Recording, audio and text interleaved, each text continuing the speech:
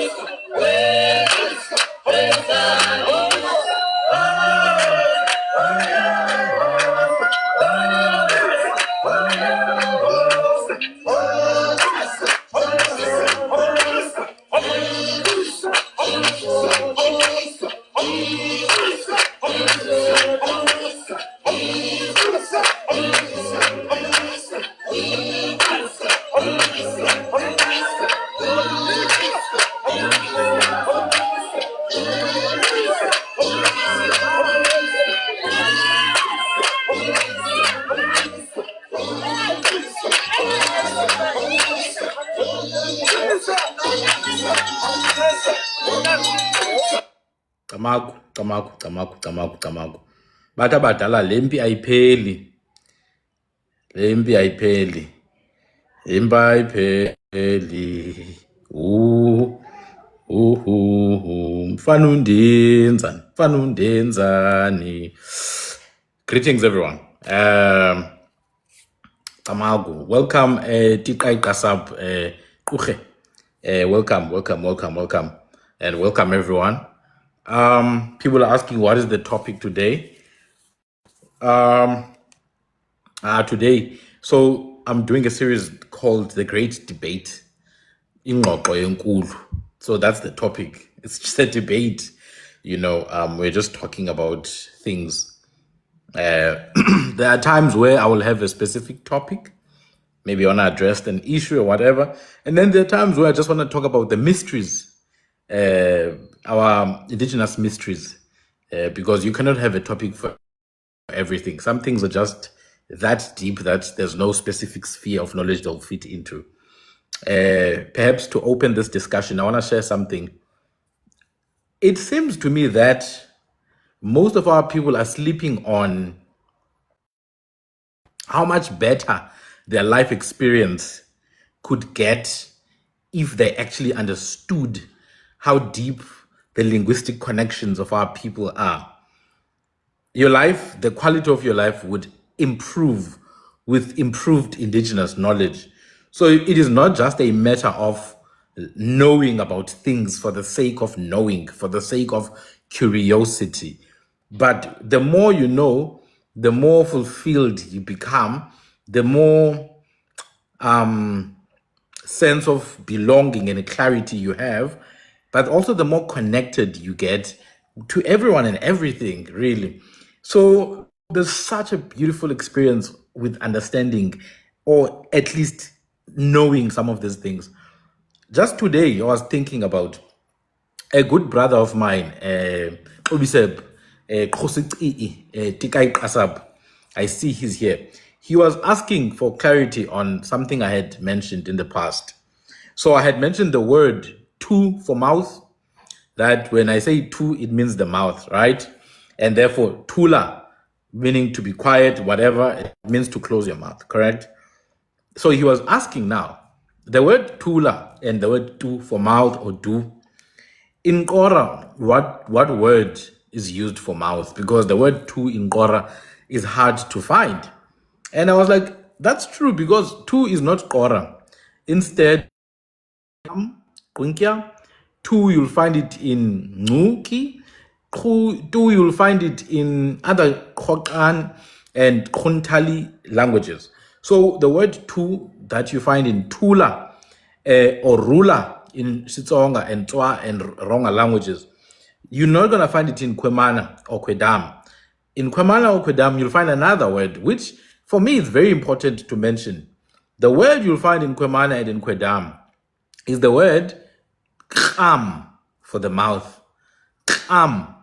And it becomes absolutely important to understand our languages, because what you're going to see now, we're going to move from Ora to Chivenda. We're going to move from Ora to Chivenda, just like that. But you have to learn how the languages connect. So in Ora for the mouth, you have kham. But kham itself comes from a click form, kham, kham, or kham, which means the mouth. Now, kham through lenition is kham in Ora. Because now our words in the past, depending on who's speaking, could change the class, the noun class. So a word could be masculine or feminine, depending on who's using it. So you have khams and khamba. Khams and khamba, or khams or khamba, the mouth, right? Which is an organ of speech. It's the organ that you use to speak. So now what then happens is that khams also becomes ams. That khamba becomes amba. Listen carefully. Kham, it comes from the click khams, which becomes khams in Qora, meaning the mouth. By the way, khams is also kam and comes in other Kui languages. This is where the word kama, open the mouth, yawn, kama, or kama, or akama.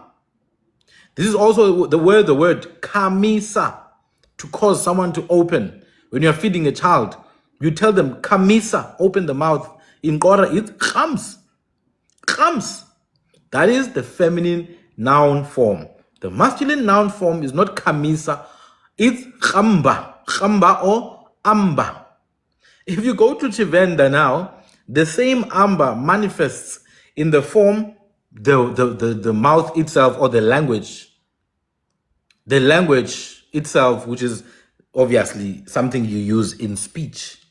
So in Chivenda, when you say I speak Chivenda, you say Ndiamba Chivenda or Ndiamba Luvenda. If you want to say Chivenda is a nice language, you say Chivenda Ndiluambo Lwabudi. You see, Ndiluambo Lwabudi. Amba is the actual word here, which is a completely non-click version of khamba or khamba, which itself is a softened form of khamba. And this is not something I'm making up. You see, when you move from Kwemana to Kwegwab, when you move from Qora to Nama, this tends to happen a lot. A word in Qora like chaub for a man, which in Setswana is likau. Chaub in Qora, likau, it's a young man. In isiXhosa, we use kaba. That chaub becomes aub in Nama. Aub in Nama. Now, the aub with a B is just a masculine form. It also exists as au, just au, meaning a man. Now, you will realize sometimes when we name people, we'll name them in association with some behavior or some characteristic. So a person who loves other people, you will name them a person of the people. If it's a man of the people. So the people, it's kweyi or kwe. Kwe is the standard form. Kweyi is the common form. Now, kweyi and then man, remember I said it's chaub and then it gets softened to aub and then to au. So you end up with kweyi au, meaning the man of the people. That's why amaXhosa then have a surname, Sikweyiya. Sikweyiya, it's kweyi au, meaning man of the people. In fact, in some of the Kwe and Kwe traditions, the people who are spiritual practitioners, basically indigenous priests, they have a title. Some of them are called Ai-au, or Amagu. Ai-au come from the word Ai, which means good. Ai meaning good, right? And O is a very, very softened version of chaub. It's O, meaning the good man or the good people or abahlekazi. Literally, mhlekazi, it's gay-o or gay-ob. Gay-a or gay-ob. So that softening of words from o to op to o happens just like the word for the mouth. Kham becomes khams, becomes ams, or kham becomes khamba or amba, which is to speak. And this is how then the connections become clearer. Unfortunately, when a massive chunk of our indigenous languages are neglected, even the ones that are recognized are absolutely neglected, what you're going to have is a bunch of populists who have no idea who they are or how they connect with each other. And this is where you're going to have now unnecessary social chaos, unnecessary social disequilibrium. You don't make people like each other by sending them to a rugby match every single time. But what you do, you invest in a proper structure and infrastructure of genuine, fact-based, evidence-based education so that people understand that their connection is skin deep. It goes beyond the physical appearance. That when they see each other or hear each other's languages, you cannot make up ideas. Oh, damn, Xitsonga sounds like this, Chivenda sounds like this. No, listen, there's stuff you don't know about the people of this country. And you're not going to know that if you're going to depend on the education system. Unfortunately. Thank you. Kaise Qixaqos. Kaise Qixaqos Tikai Qasab Onises. Kaise Qixaqos. Thank you very much. That's what that means. You see.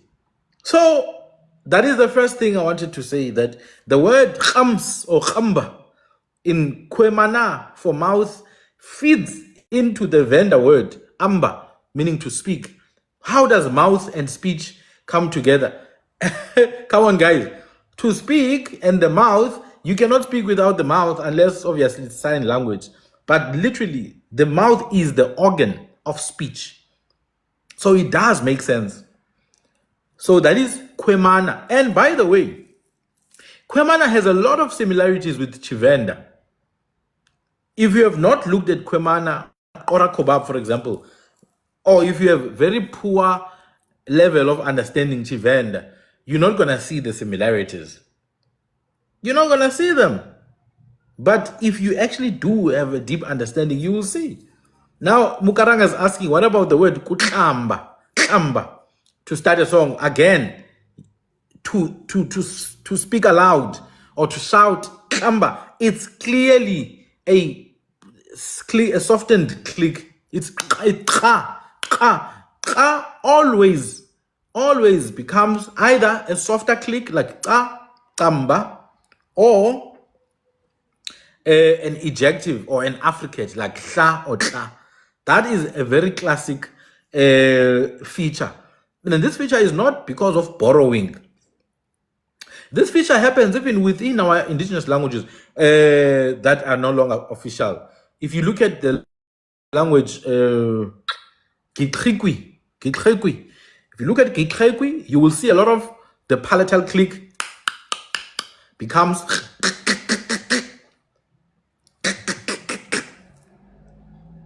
that's it. So kama or kama, it's kama or kama. It comes back to the word for the mouth. That's why when you want the child to open their mouth, it kamisa mlom. All right. In fact, let's take it further to the word for the tongue, lilimi or ulwimi or ndimi, maybe in the plural form. You would know that we talk about kwemana. We also talk about kwedam. Did you know that kwedam, the word kwe is people and dam is the tongue? Literally. Dam is actually the tongue itself. It's ndimi. Dam is ndimi. In fact, I was reading this document maybe months ago where this gentleman was attempting to go back to the root or to the proto-ancestor of some of these words. Tell you what, his conclusion, and he's a European, his conclusion was that the word dam comes from lama or limi. Lama meaning the tongue, which is literally lilimi. Now, the LD linguistic interchange, you need to be very, very aware of it. You need to be cognizant that L and D have a unique relationship where they replace each other over time. And L and D then introduce Z. Z also joins in and, they replace each other. Z introduces now T. T comes in and replaces Z. You understand? Now, there's another deviating where Z is replaced by Y. All these things are features of our languages. Let me show you an example where L and D will replace each other. D and Z will replace each other. Z and L will replace each other.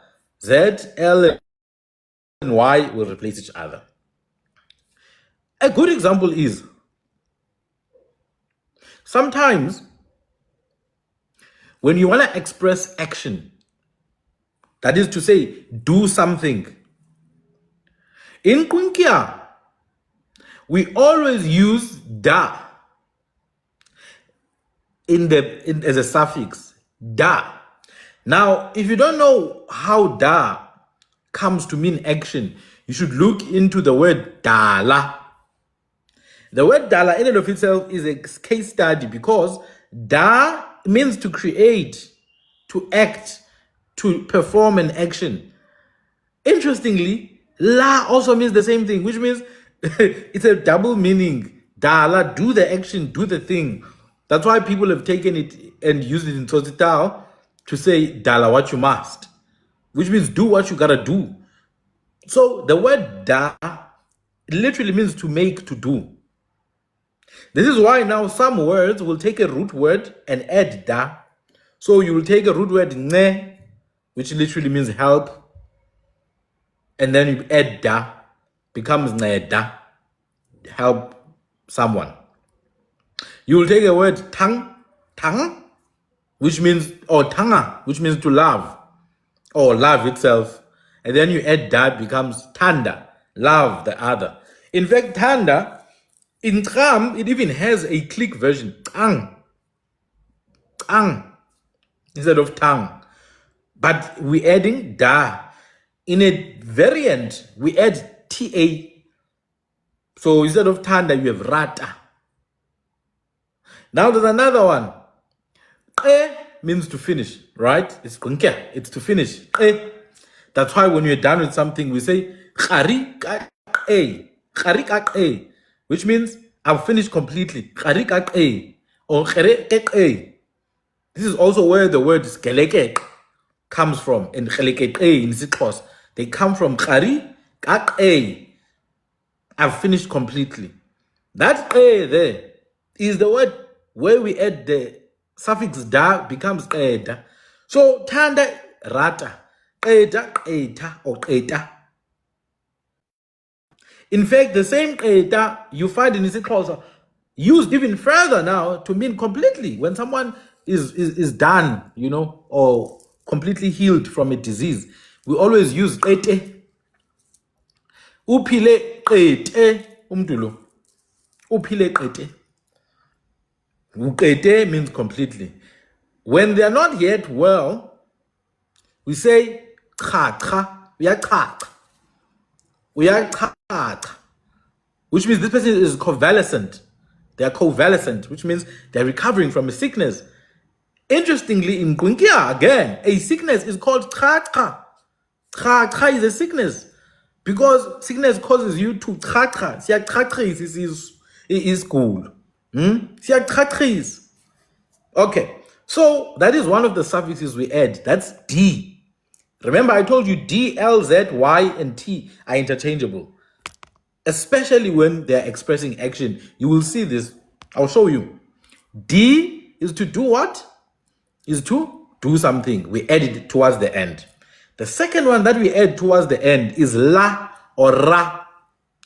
In Kwemana and Kwegwabo, even Nama, we tend to add ra. Ra, which means to do something. Whereas in isiXhosa, Zulu, Sesotho, etc., we add la, the L, you see. So you will have a word, ititu, in its primary form, and then when we want to use it in its secondary form, it becomes tula, ruler. That's why you have eku, ruleni. Ruler is just a derived form, derived in the sense that it came from a root that could still stand on its own and still mean the same thing. Two, you add la. La again signifies action. So do this action. Do this action. That's one of the examples. Even in Nama. Even in Nama, by the way. In Nama, you can take a word and add ra. It means to do it. I just don't have examples right now, but I know I've got notes on this. Take a word, you add ra to it, it means you are doing it. In Kora, they don't add ra, they add na. So in Kora, if you say, I am fine right now, you say, na I. So, na I am doing fine, I'm doing good. But that ra and that la, tula. Tula is a classical example. Or ruler.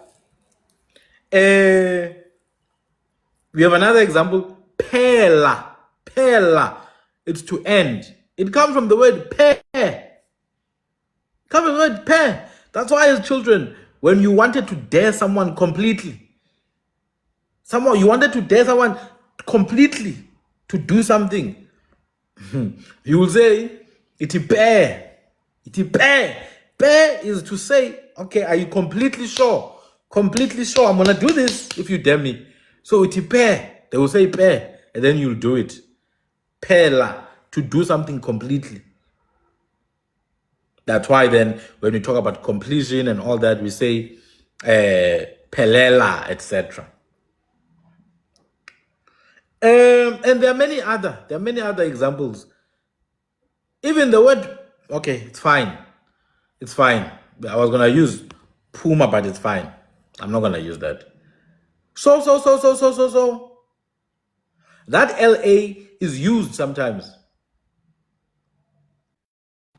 Is used to signify action, just like the DA or TA is used to signify action.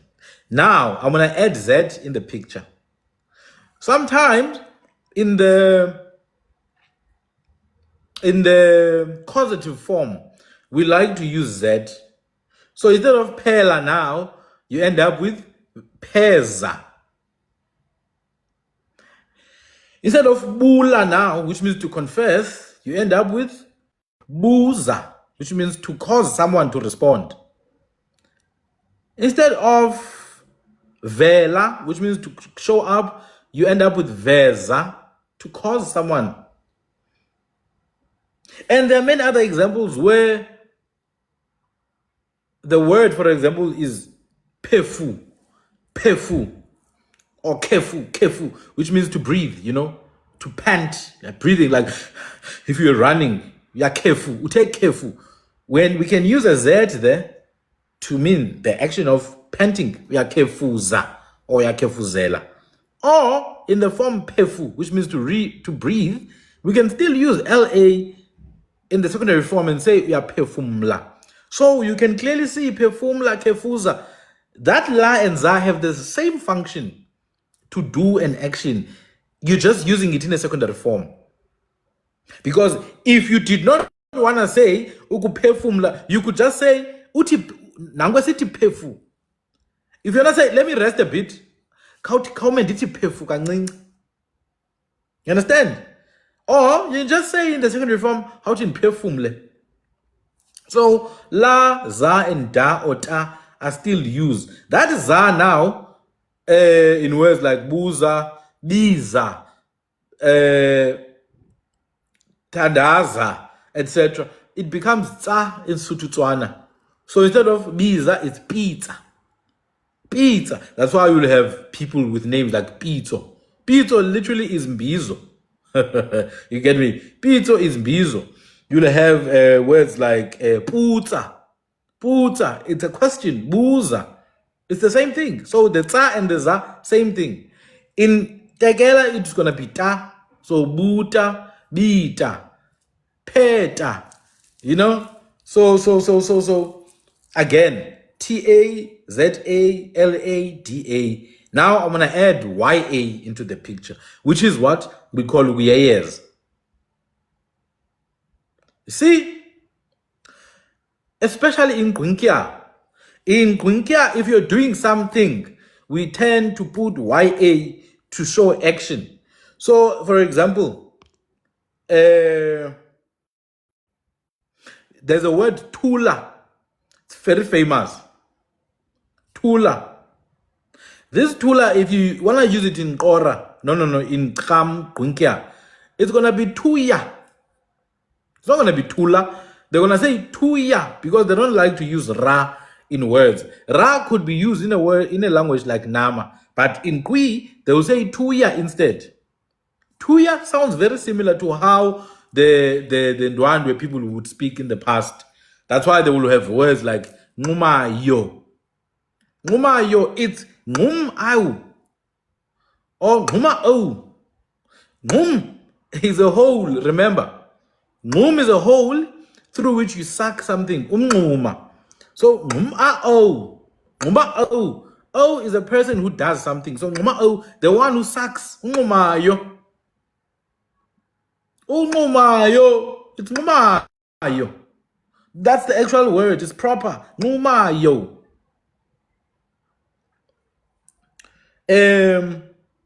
That yo, nguma or ngumayo, you find that Y element, especially in Gunkia, they use uyeyeza a lot. Another example is the word u. U means to go, right?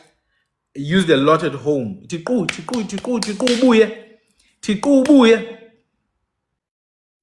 U, go quickly and come back. Or we say uka, uka, uka, uka, which means go back and forth, back and forth, back and forth. And then isquququ is someone who's always on the move, always going, always going, always going. Isquququ. And this is where you find a word ququzela. Ququzela, ququzela. And Amazulu say uyaqququzela. Someone who's always busy organizing things. From the word qu, which means to go. It gets softened from qu to khu. Khu means to go.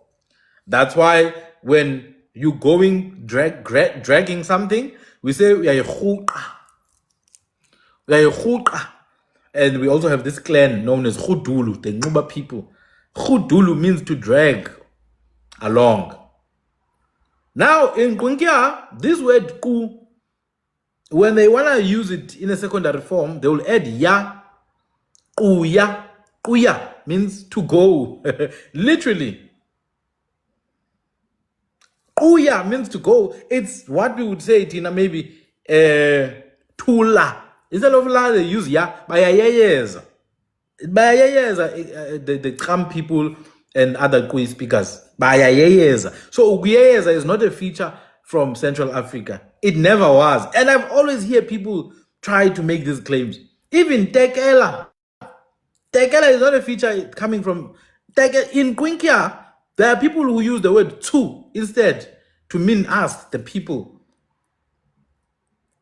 To mean us, the people, is tu. Tu, people. That's why in Siputi, we call people tu as well. There's an old Siputi version when you refer to people, wabiza ba tu. Tu is also Gwinkia. It's also Gwinkia. So Uyeyeza, that's something that you're going to find a lot in Kui. Whereas using R a lot, you'll find in Kwemana and Kwedam. You'll find in Kwemana. So that Y, Z, L, D, and T, it's a spectrum of sounds that shift and change. It must not confuse you between the languages. It's a thing that happens across the Southern African languages. Across the Southern African languages.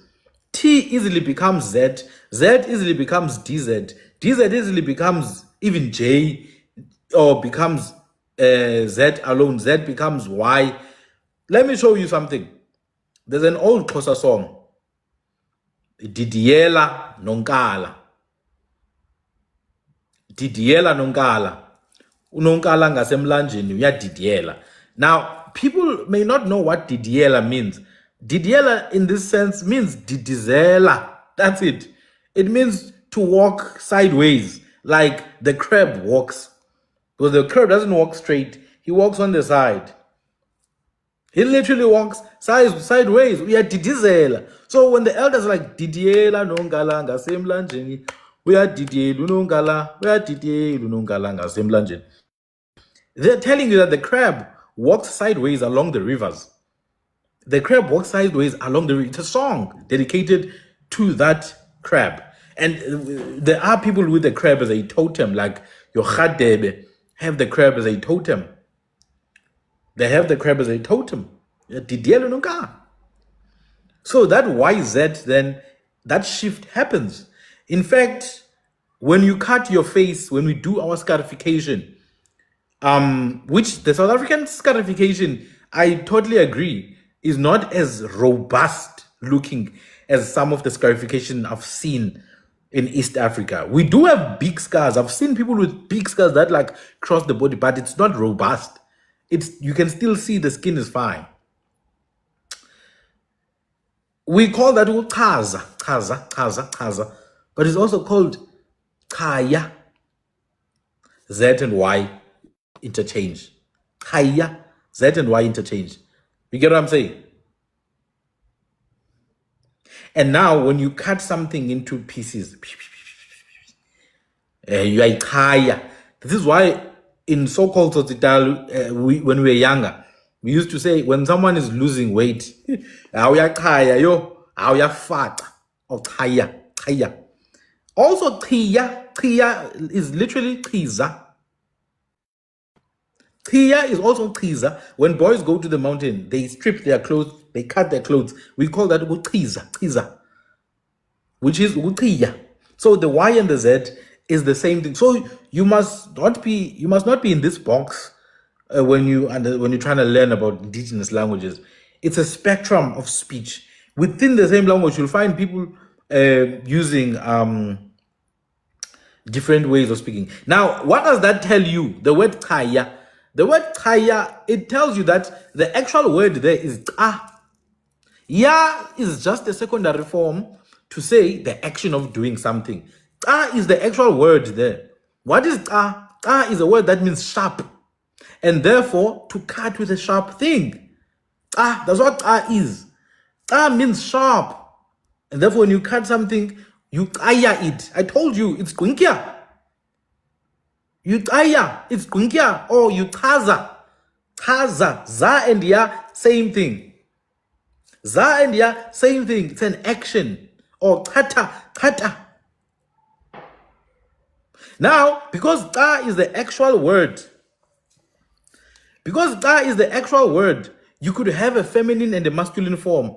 You could have gas or gab. Gas or gab. And this is where gaba comes in. Gaba comes from there. It's all from the root ta, which means sharp. Ta means sharp. It all connects, but unfortunately, you will not know these things if your understanding of indigenous knowledge is based on government forms. You know, I was looking at some recent statistics. There's a thing that says that 82% of South Africans are Black African, and I'm wondering what that means. I still don't know what that means, because what is that? What does that actually mean, for us? What does that mean 82% are Black African? What is Black African? This is what happens when indigenous languages are looked down on. All official communication is, in the most important senses, is done in colonial languages. You get labels. For the past 500 years, how many labels have we gone through as a people? 5, 6 different labels. 6 different labels, and nobody consults us. They just tell you, no, you are this now. Next year, the government decides, oh no, we're not going to call you this, we're going to call you that, and you don't have an opinion in it. You just have to tick the box, okay? And this is why I hate this thing of depending on on some structures to tell us who we are. We have to be the authority when it comes to indigenous knowledge. So my point was that Z, L, D, T, and Y are just in a spectrum of enunciation. They are just in a spectrum. These are the same ways of pronouncing. And again, you're not gonna see this if your exposure to indigenous languages ends in what you learned in your household. You have no clue about how other people speak. You will be fighting with people on TikTok about which version of your language is right and which one is wrong. Now, in true Xhosa, we don't speak like this, we speak like that. No, you're lying. You don't even have a clue. Because these languages are languages that were spoken for thousands of years by different groups, different clans, and they have, been adopted differently across the spectrum. When at home we say, Ingxoxo, Ingxoxo, it's like that, Jaco. We don't have njalo at home. The word njalo, I heard it outside. To this day, I don't know how to use it. Njalo. I know njak. And I know people who don't say njak, who say njak when they say it's like that. It's like that. In Gwinkya, it's nga or njako. Njako, like that. Njako. And when they say there, they'll say hey, hey. And you say lay. Same thing. It's just lenition. Sounds get softened over time. You see, Ndabezit, ngalo. Ngalo is also all right. Ngalo is also all right because nga is there or that, like that. There you go. So I just wanted to share that as we begin, to say that at the very basic elementary level, these are very basic concepts I just shared, super basic. But if you don't understand these things, your existence is close to being sorry because you have no understanding. You have no, how do I say it?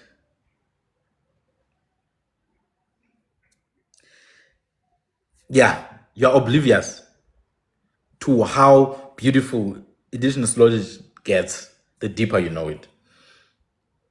You are very oblivious. Your existence is oblivious. You are in oblivion. A gentleman was asking me today, because his clan name is in Kapo. He was asking me, how come today in isiZulu, when they try to understand their clan praises, their kare, they don't know how to understand it. They don't know the words. Like his clan name is Geged and Skeng. He says, how come I don't know what these things mean, but I speak the language? I'm like, dude, the languages that we speak today are not even the languages that were spoken 80 years ago or 90 years ago. What you speak today is something you learned at school. And that's a good 40% of your actual language, or even 30%. That's the truth. What you're learning at school is as good as 30% of your language. So when you go into the clan names, and you see the clan name Ngunga, or the clan name Awe, or the clan name Oshe on Eshe, you have no idea. But this is supposed to be your identity. How is it that you have no idea what your identity means? You have a clan name Khe, you're of the Gikwa people. One of your clan praises is Khe, but you have no idea what Khe is. How can you live and be at peace when you have no idea? This is why then someone comes and tells you come from Cameroon. You accept it. Yeah, I come from Cameroon. Woo-hoo. Go there and see. You'll realize, guys, are you sure we come from here? Anyway, so even with clan names, you find that. So this gentleman, his clan name is Gege and Genge. And his clan name is Ngap. And we talk now. I'm like, My brother, Gegedemos simply means cliffs or precipitous areas. What we call Ngxondoga, Ngxondoga or Ngxondo. It's a place with mountains and cliffs in Ngxondoga. Gegede, that's what it means. So if he's called Isi Gegede, that means he's from the people who used to dwell in the precipitous cliffs. Genge also means the exact same thing. It's like me, Amamfene. We have a clan praise that says Sehlangomva emgedeni or Eliweni. We descend with our backs from the high cliffs. So his clan name is telling him that your ancestors were living in the precipitous areas. You guys were hunter-gatherers. That's what it means, literally. But he doesn't know it. He doesn't know it. And now you cannot blame Jan van Riebeeck. It's 2026. How is it that you don't know in 2026? So perhaps Jan van Riebeeck was just a small cog in a bigger machine. Perhaps the ANC is but a continuation of Jan van Riebeeck. You understand? Perhaps the EFF, perhaps the DA, perhaps the Patriotic Alliance, perhaps all these different structures that perpetuate these Western systems, perhaps they do finally speak the same language at the end of the day. Perhaps they speak the same language at the end of the day. The language is one. Manage these natives. Subdue these natives. They must not know anything. Keep them on the receiving end. They must keep on begging. Give them 350 Rand per month. Give them 2,000 Rand as a grant. But they must not begin to think. Because when they begin to think, they will begin to see that, oh no, my inheritance is at the end, isn't at the hands of invading forces. My inheritance, I don't receive any part of it. So Skegede, it's Skenge, it's those people who live in the cliffs. But something even stronger is in the last name Nhlapo. Now, by the way, Nhlapo, you find Nhlapo a lot amongst the Hlubi people. And it's amazing when they say Hlubi people come from Congo because there's so many clans within Amahlubi. You have your Kaba, you have your Msimang, you have your Nhlapo. There's so many, even the very bloodline of Amahlubi, Jomo, when they talk about Unonkosi, you just know the moment they talk about Unonkosi, that's Kwe bloodline there. Royal family. The royal family. When Ulang Albalele was taken, I remember seeing this in a book. When Ulang Albalele was taken, you know what the newspaper said? The last independent Bushman tribe was defeated. Something along those way. Those things. I have the screenshot somewhere. And I was like, wow, interesting. So, Usgegede is Ndaba, yes, is definitely the dwellers of the precipitous areas. But even more strongly, the last name Nhlapu or Nhlapo is just a mere softening of Khapu. Khapu, meaning a wanderer, a hunter-gatherer. That is literally what it means. If you go to Namagwab, in Nama, Kabu is used purely to mean a wanderer or a hunter-gatherer. It's tantamount to what people say, son, sab, or sas, if it's a woman.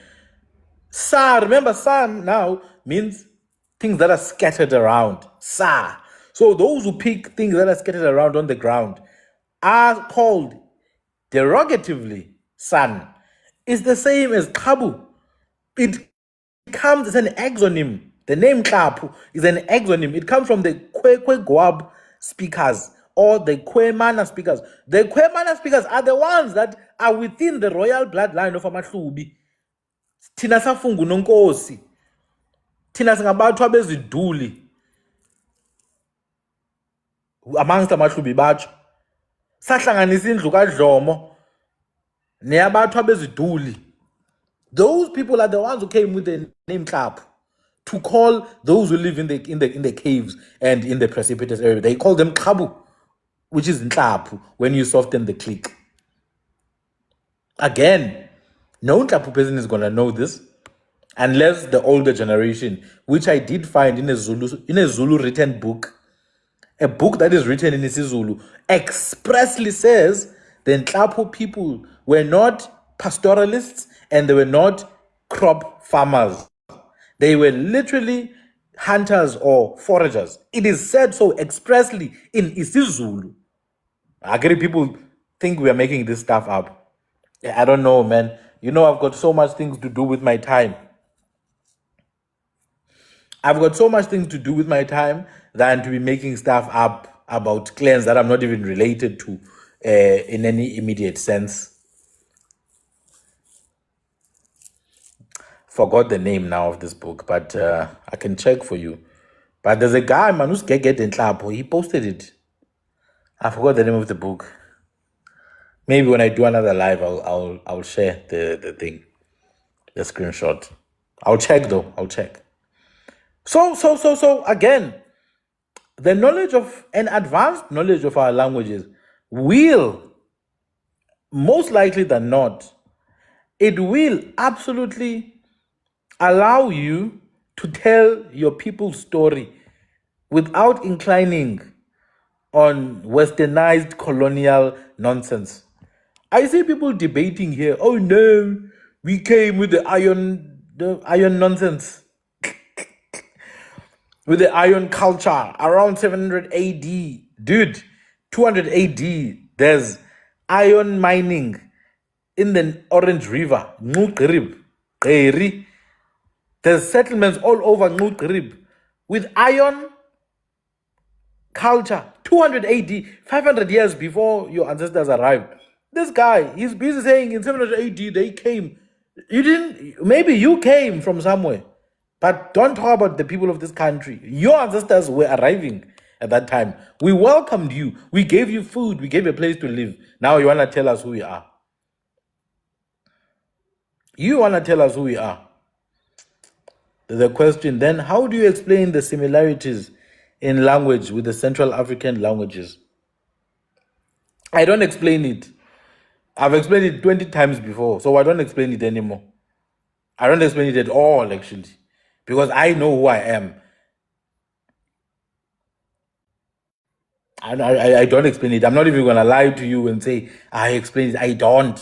And I'm not going to explain it. People who come from Central Africa know themselves. If you come from there, you are from there. There's nothing that can change. If you're a Central African, your ancestors know themselves, you know yourself. So this is not some recruitment. People who come from Central Africa are from Central Africa. They know themselves. They must not try to rub it off on other people. So there's nothing that needs to be explained. People are who they are. Those who come from Middle East also know themselves. They know their history very well. We don't want to fight with them. We're not going to fight with Balemba, who say they come from Yemen. They come from Yemen. Nobody's going to change that. But they're not going to tell us who we are here in the land of our ancestors. You're not going to tell Nhlapo who they are. The Nhlapo literally come from here. They are from here. It's in their clan names. It's in written records, both Zulu written records and Nama written records. So that cannot be changed. Or the narrative is only acceptable when it points people to outside. When it points them to inside, that narrative is not acceptable. Oh no, it's wrong. We must not talk about that one. We must only... No, people who come from there must focus on their stuff from there. Runa, who belong here, will focus on our stuff that are from here. I think we can have peace if we can just accept that. That you don't tell people who they are. They know who they are. People know themselves. It's very simple. If you came from Congo, you must acknowledge that. You must be proud of your Congolese heritage and connect with your brothers. Yay, yay. Amazing stuff. But now, you're not going to come and change the history of the ancient people. The Ingxoxo of the Ingxoxo will not be changed because of people who came from somewhere else. We are the guardians of Ngaremap. We are the guardians of Ngaremap Kum. That is to say, the history of this land. We have to guard that at all costs. We are the Kaudi and Kaukwa of this land. We are the Kaun. Yeah, singamakhawu okuvika. So let's just have peace, guys. Let's just have peace. People who come from outside, they must tell their stories. Their lives. See, TikTok is a free platform. Open a live. Talk to your people. I'm talking to mine. Tamaku. Tik ay kasab. Uche. Tik ay kasab. I'm Titsina. How are you, my brother? Talk to us. Morenaka. Tamaku. Morenaka. Eh, I want to say, you know what?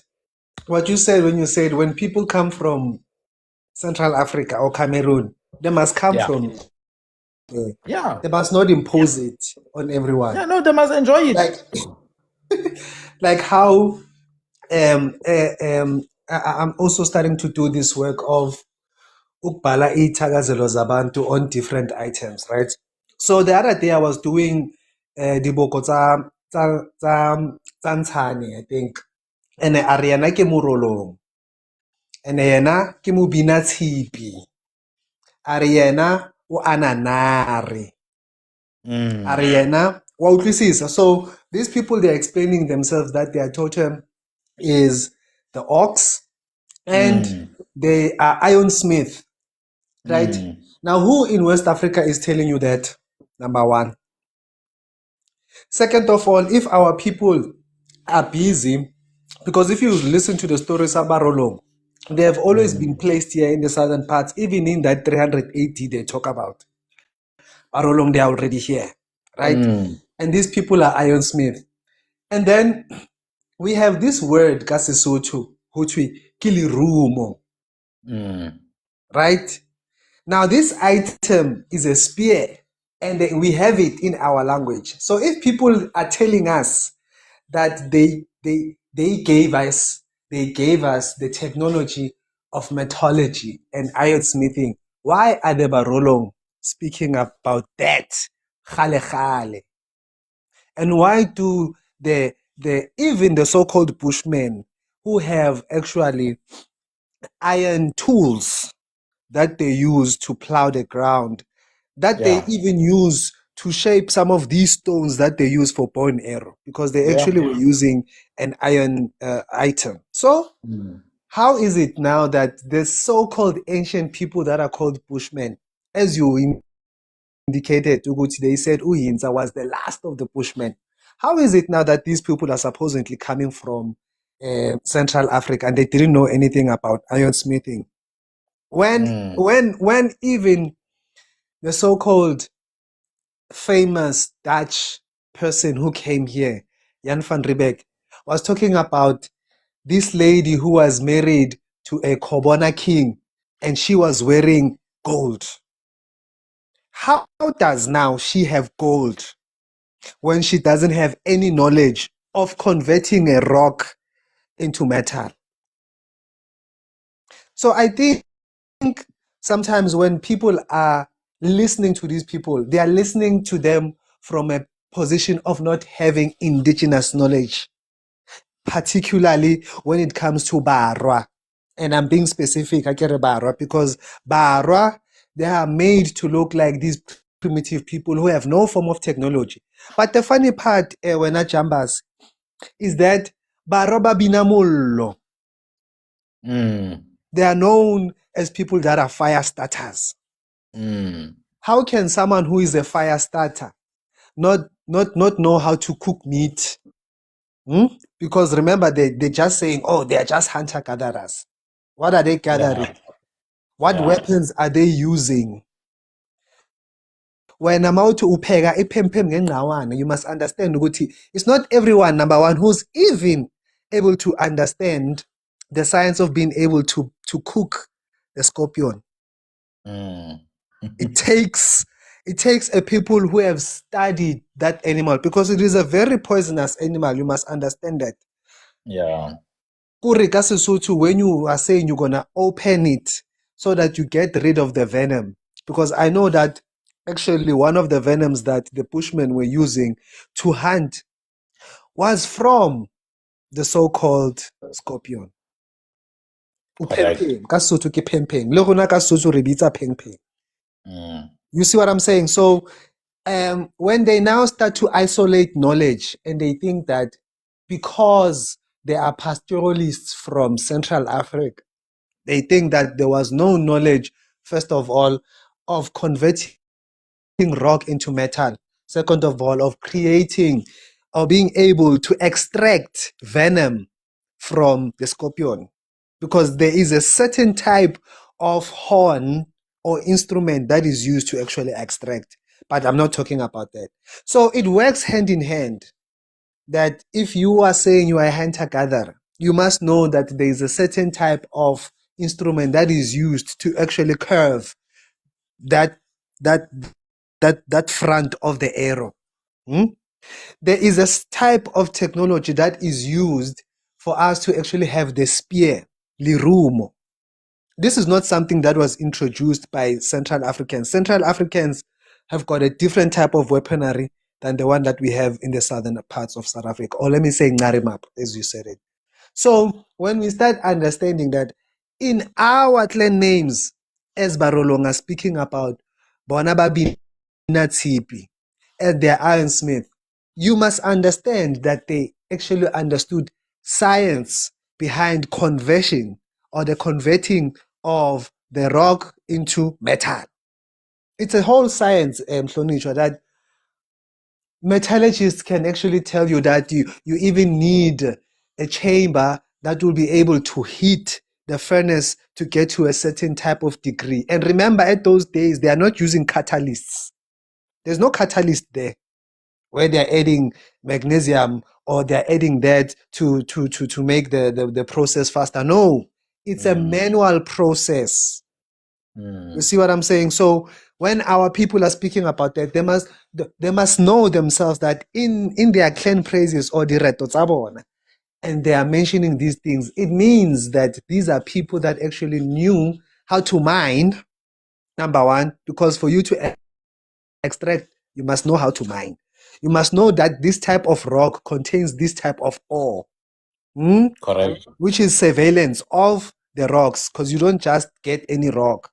You see what I'm saying? So these narratives that these Bantu migrants or Bantuites are selling online is because they are reading from the likes of Bleek, Jan van Riebeck, and they don't know their own history from their oral tradition. And I'm starting to also see this phenomenon here in the South. We are one of the few people that actually still have our clan praises. And people from the South are not using it as a flex. I've asked Central Africans, what are your clan praises? What is that? No. So how do you know who you are? No, we have a Nyanga, we have a Nganga. So you need to go to a Nganga or Ngaka for you to know your clan praise. That's not what is happening in South Africa. You go to West Africa, same thing. They need to go to a Babalawo for consultation. And if our people are not aware, that's exactly where we are going with this trajectory we are in. A lot of people not knowing their clan praises, a lot of people not understanding who they are. They end up going to these fake sangomas. Going to consult. And you should have just gone to Umsamo Wako and gotten your answers by many means. And don't get me wrong, I'm not saying it's wrong. It's not. It's wrong to go to a sangoma, but I know you people understand what I'm saying. There's a lot of scammers out there. These sangomas who don't even know themselves. The next thing umuntu ufuna ukukuhlahluba maka akazazi naye nje uthwase into wrong. But we are not there. It's about that indigenous knowledge system you are talking about. When we understand ourselves, we're not going to be sold these stupid ideas that we come from Cameroon. The next thing, they are being confused. Now they are getting into biology, talking about L3 and LA and whatnot, and they don't even know the basis of what makes genetics. But you see, it's because they are flying all over. They don't have a foundation, Mhlonishwa. That's why they will go with haplogroups and all of these things, but you don't even know your bloodline within your region. You understand? As Nami, I was doing my research and I'm finding, okay, Amamvundla, they even have their own branches, Emaxhoseni. You understand? Those are my people. Because Abamvundla, Kebafukeng, Bamutla. Now we need to go and find them there in Egypt. No, people. We are right here in Narima. We don't have to go far. I'm finding my pupils amongst the so-called Abangu, the Zulus. So me, I'm not seeing actually this line of Nguni, Sotho, Tswana, Ndebele. I am not seeing this line. It's actually very blurry. And the more we do this linguistic studies, the more similarities we are seeing with time, and these are the same bloodlines.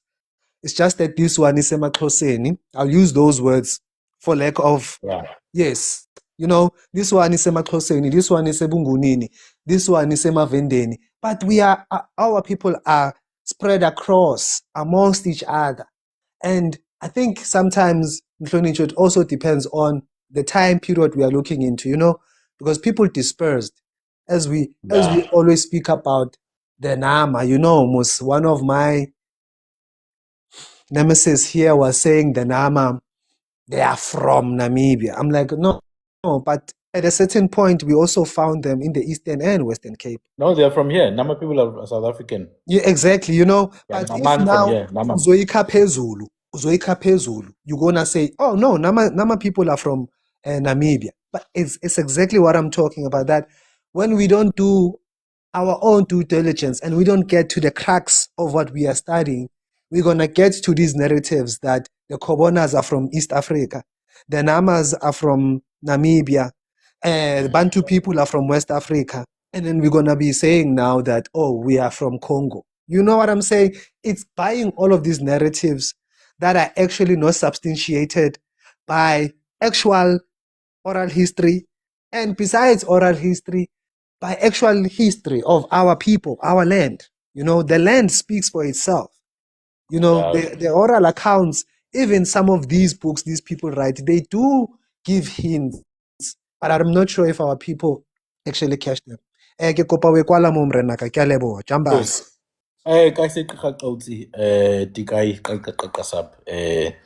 Thank you very much. I want to quickly just add on top of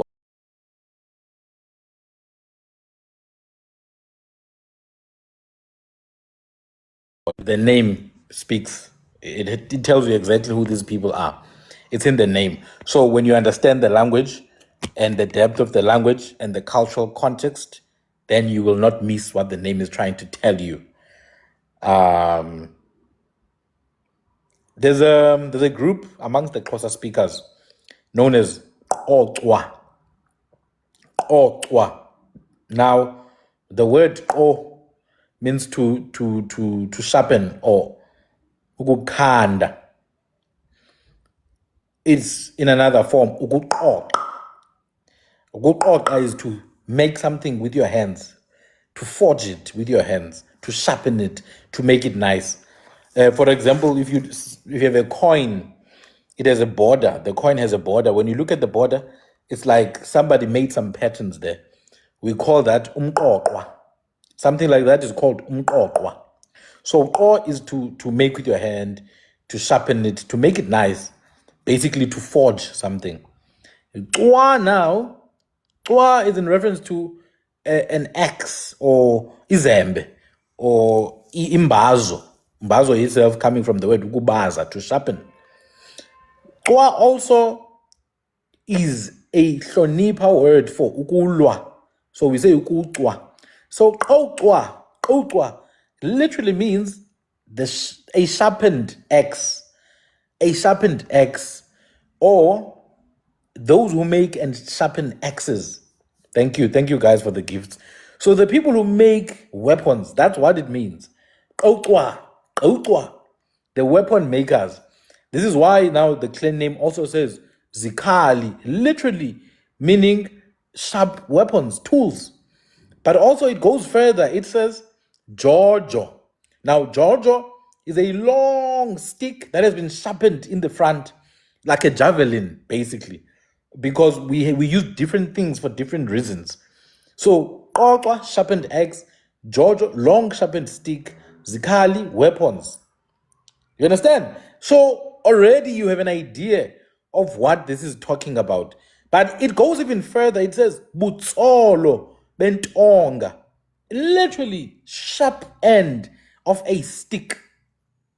I don't need to say anything. It's telling you what these people are known for. Besides that, besides being known for weapons, these were the greatest fighters. They were amongst some of the greatest fighters amongst the Xhosa community, especially kwa Khakhabe. Now, the name Khakhabe now of the Xhosa king itself comes from the word Khakha. Khakha is just a softened form of Khakha. Khakha. What is Khakha? It's sharp. Remember, I told you that Kha is to something that's sharp. I said Kaya or Kaya is to cut. Kaza, cut. From the word Ka, sharp. So Kaka is sharp, something that's sharp. There's a village in Ngobo called Kutaka because there are sharp stones there.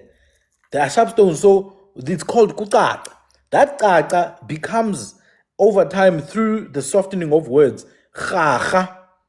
It's Khaha, sharpness. Khakhabe, the sharp one. The sharp one, that's Khakhabe.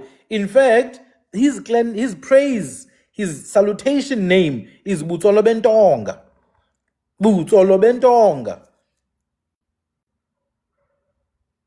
You understand? Same thing with Galeka, by the way. But that's not for today. My point is that the names tell a story, and it is imperative.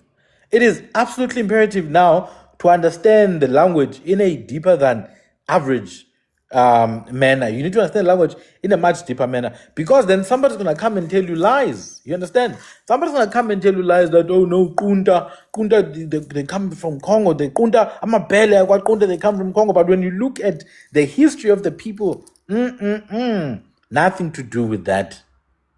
And in fact, if you look at the name Kunta or Kunta, it's taking you somewhere else. So that is the first thing with the iron. But perhaps even further, the name in Kwinkia for a metal is Omaji. Omaji. That is a metal. What is Omaji? It's also Ko. A metal is also called Ko, literally. Ko is also a metal in Khung. If you want to know what Khung is, it's a language of people that you will find from South Africa all the way to Angola. The lady who was doing Ramaphosa's poem there in Parliament, she's Khung. She's a Khung woman. So in Khung, they will use a word like Ko to refer to a metal. Or Omaji. Now, I want to help you understand. Omaji, there's a word there, Koma. What is Koma? It's a stone. Koma is a stone. It's a mountain. It's a hill. Guys, do you understand what a stone is? And how it connects to metal? Because you dig stones underground. What we call ore, whether it's iron ore, it's gold ore, it's silver ore, those are stones. It's hardened rock material or earth materials. It comes as stones. So those are Koma. The thing you extract from the stone. The metal, it comes from the Koma. It's called Komaji. That which comes from the stone, because you have to cook the stone. You cook the stone to get the metal. So you extract the stone from the ground, you take the stone, you go and cook the furnace. Out of the furnace, you harden it, you heat it up, you beat it around. Out of that, you have a weapon. That is why amabele will say, the bele who was cooked together with the stone at the same time, but the stone was cooked first. Koma, stone. Even the word iche or iliche or lizwe or libye, all those words are Kwinkia. Go to Kwinkia, you'll find the word je for a stone. You'll find the word kie for a stone. You'll find the word kwe for a stone. That's why they talk about ngama kwe. It's a stone of what? Of the oryx. So Komaji, the name of metal in Kunkia is telling you that they know where the metal comes from. It comes from a stone because the name alludes to this thing belonging to the stone. Komaji, it comes from the stone. Yes, it does relate to Chief Makoma because Makoma was called the stone of the lion, where the lion used to go and chill on that stone. He was named after the stone, Makoma. Imbogoto, what you call Imbogoto, is a stone. Koma, it's a stone. Even diamond itself, we call it Imbogoto, which is literally stone. That's what we call a diamond. So all this My thing, goodness, Mashlala because sithi siyaqoma, qoma umfana. We are saying stone the boy. we'll come there. We'll come I'm there. sorry to interject, but it's like mngome. We'll Like, come there. well, Yeah, but so that name then of metal, it's absolutely important because if somehow Central African groups came and introduced metal here, how come there's an independent name which has nothing to do with Central Africa for such an important invention of the great Central Africans? Because only they could know metal. Everybody else doesn't know metal. Only the Central Africans. How come then we don't see it in the linguistics, particularly pertaining to the processes of mining and purification and forging? I've already mentioned Kokwa. I'm now mentioning Koma because the name is Komachi or Ko for the metal. But even better, the spear that my brother Tikai Kasab Uche was mentioning, the spear Lirumo, we call it Kum. In Khotan, it's called Kum because Rumo is the actual word there, which is Kum. It's Kum, it's a spear. Kum. Now think about it. To spear someone or to throw a spear, you would say Kuma. So again, has nothing to do with Central Africa, the name of the spear. There must be some evidence, guys. There must be some similarities. If you gave me something, there must be some evidence. Europeans came with European style tables. We call those tables tafile. Itafile to this day, because it comes from tafel. We have our own tables, amatala and amaqwecwe. But the ones that came with Europeans, we still have some evidence that this comes from the Europeans. Our own indigenous windows being called amaguma, but the ones that came with Europeans, we call them ifestir because it comes from fenster. Again, evidence. So if Europeans will come and claim that, no, we introduced you guys to this type of window, we can not deny that, okay, we can see that actually. There is some truth to that. But you can't just claim stuff that, oh no, Central African people came and gave you guys A, B, C, and D. Okay, where's the evidence? Oh no, I just feel like that's what happened. No, we don't work with what you feel like here. We don't work with what you feel like. Show us the evidence.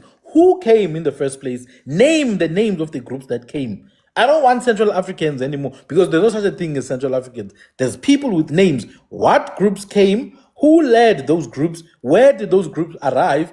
Who was incorporated into those groups? Who did they meet with? Where did that happen? If those things are not provided, this is a waste of time. The whole thing of Central Africa or West Africa or East Africa, it's all a waste of our very precious time.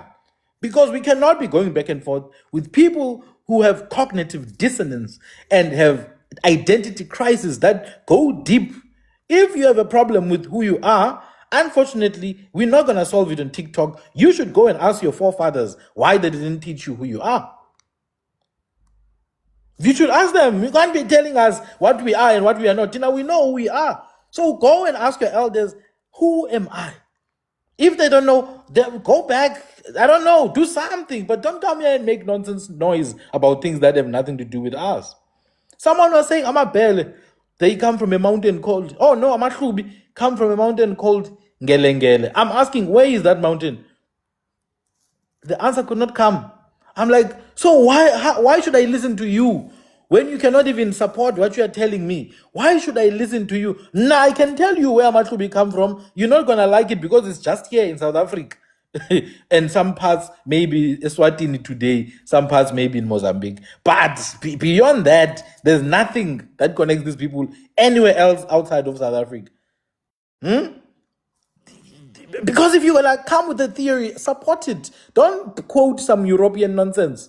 You wanna tell me that all those people from South Africa forgot what happened? It's all Europeans who remember now. Now I know stuff that Europeans will never know because they are not us. Till now we know those things because the Europeans are not us. They will never know it unless we tell them. So the spear is called Oma, Lirumo. But even further, the spear is called Kwa. Different languages. You have Kunkia, you have Kora, many different languages. The spear is called Kwa or Kwa. This is why you have the mountain called Kwahlamba, which is Kwa Khamb or Kwa Khamb in Kunkia.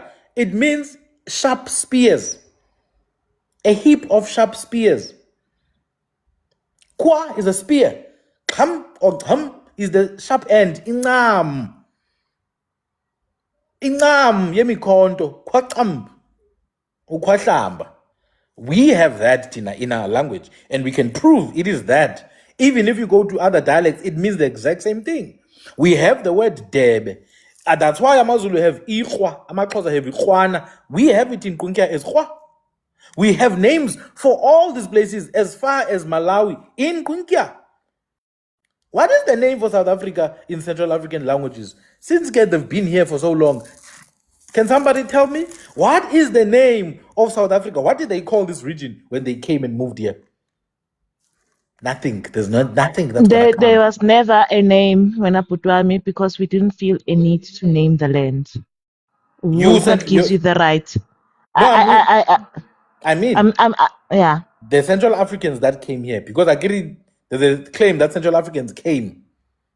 So are you answering as a Central African now so that I know what I'm dealing So with? I was saying that when you live off the land, do you feel the need to name the land? Like, who are you? Are you greater than God to give a name to what doesn't even belong to you? You respect the land, and why are you giving it a name? I hear that. I hear that. I think I resonate why we never named certain places. And then they came and said we discovered. No, you didn't discover anything. I hear you. Most of the names are descriptions that we have. It's a description, not necessarily a name of a place. It's most of the names that we have, they're descriptions. They're describing the place. Yeah, no, it's fine. I don't think you are getting what I'm saying, but it's fine. Thank you for that. Let's do this. Kwa is a spear. That's why you have Ikhwa in isiZulu and Ikhwana in isiXhosa. And that is why you have the word ukugwaza. Because to stab is kwas in Kora Kobab. That's why the MK people always say kwasam kondo kwaza. It's kwas, kwas, ukukwaza. You get what I'm saying? So again, there is no solution to this kind of delusion and cognitive dissonance besides just trying to find out who you are. There's no other solution that can ever be there. Nothing can be invented that's going to help people who are confused about who they are. There's nothing that can help them. No amount of prayer is going to help them. No amount of debate is going to help them. Nothing, except they must go and search for who they are. They must go and search. You understand? So that is a very important thing. Now, I want to say this. There are many clan names like Amabele, like Abakwanhlapo, Abakwamsimang, Amanqondo, Abakwamdladla, AbakwaXasibe, AbakwaNxele, AbakwaChwawu, AbakwaGqwarhu, AbakwaManci, Amachi,